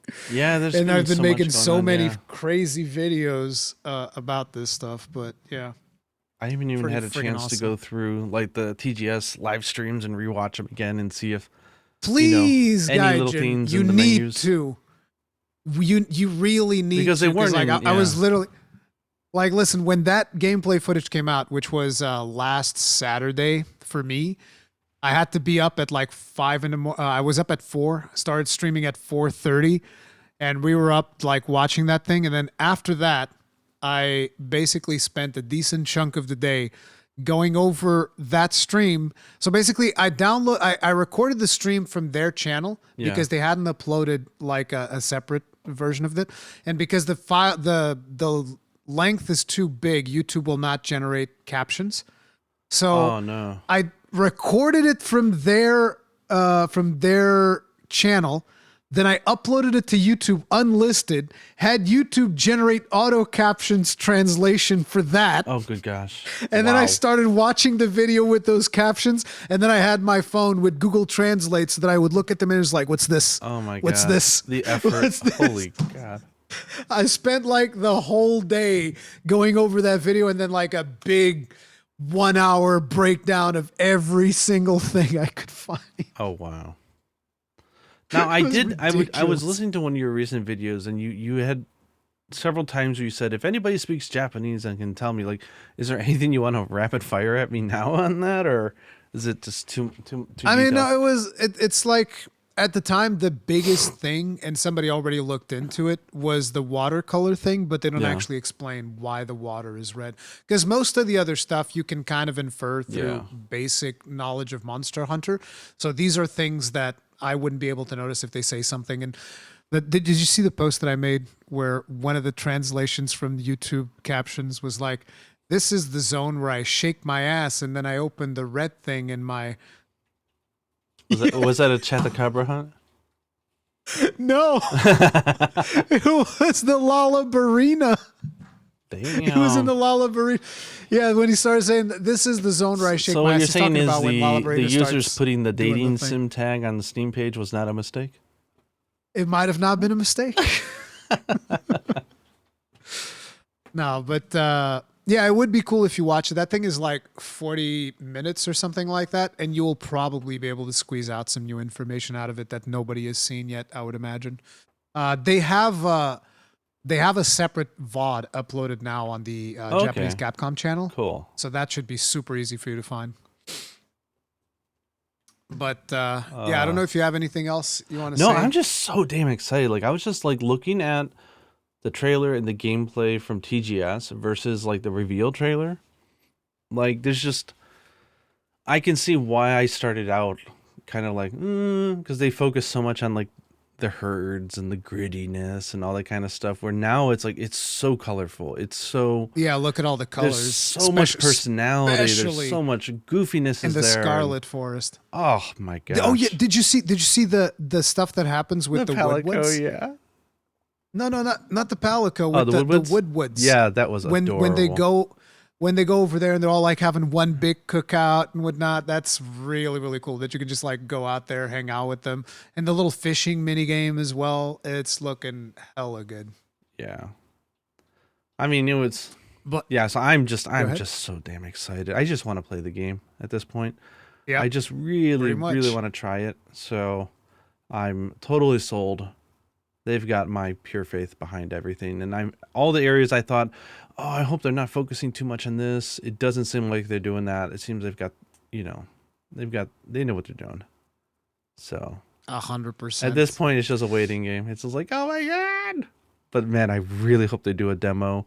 And I hope they do it in like December, not like I don't want to wait till January, but if I have to, I will. But oh my God. But yeah, don't make the flagship in the demo, please.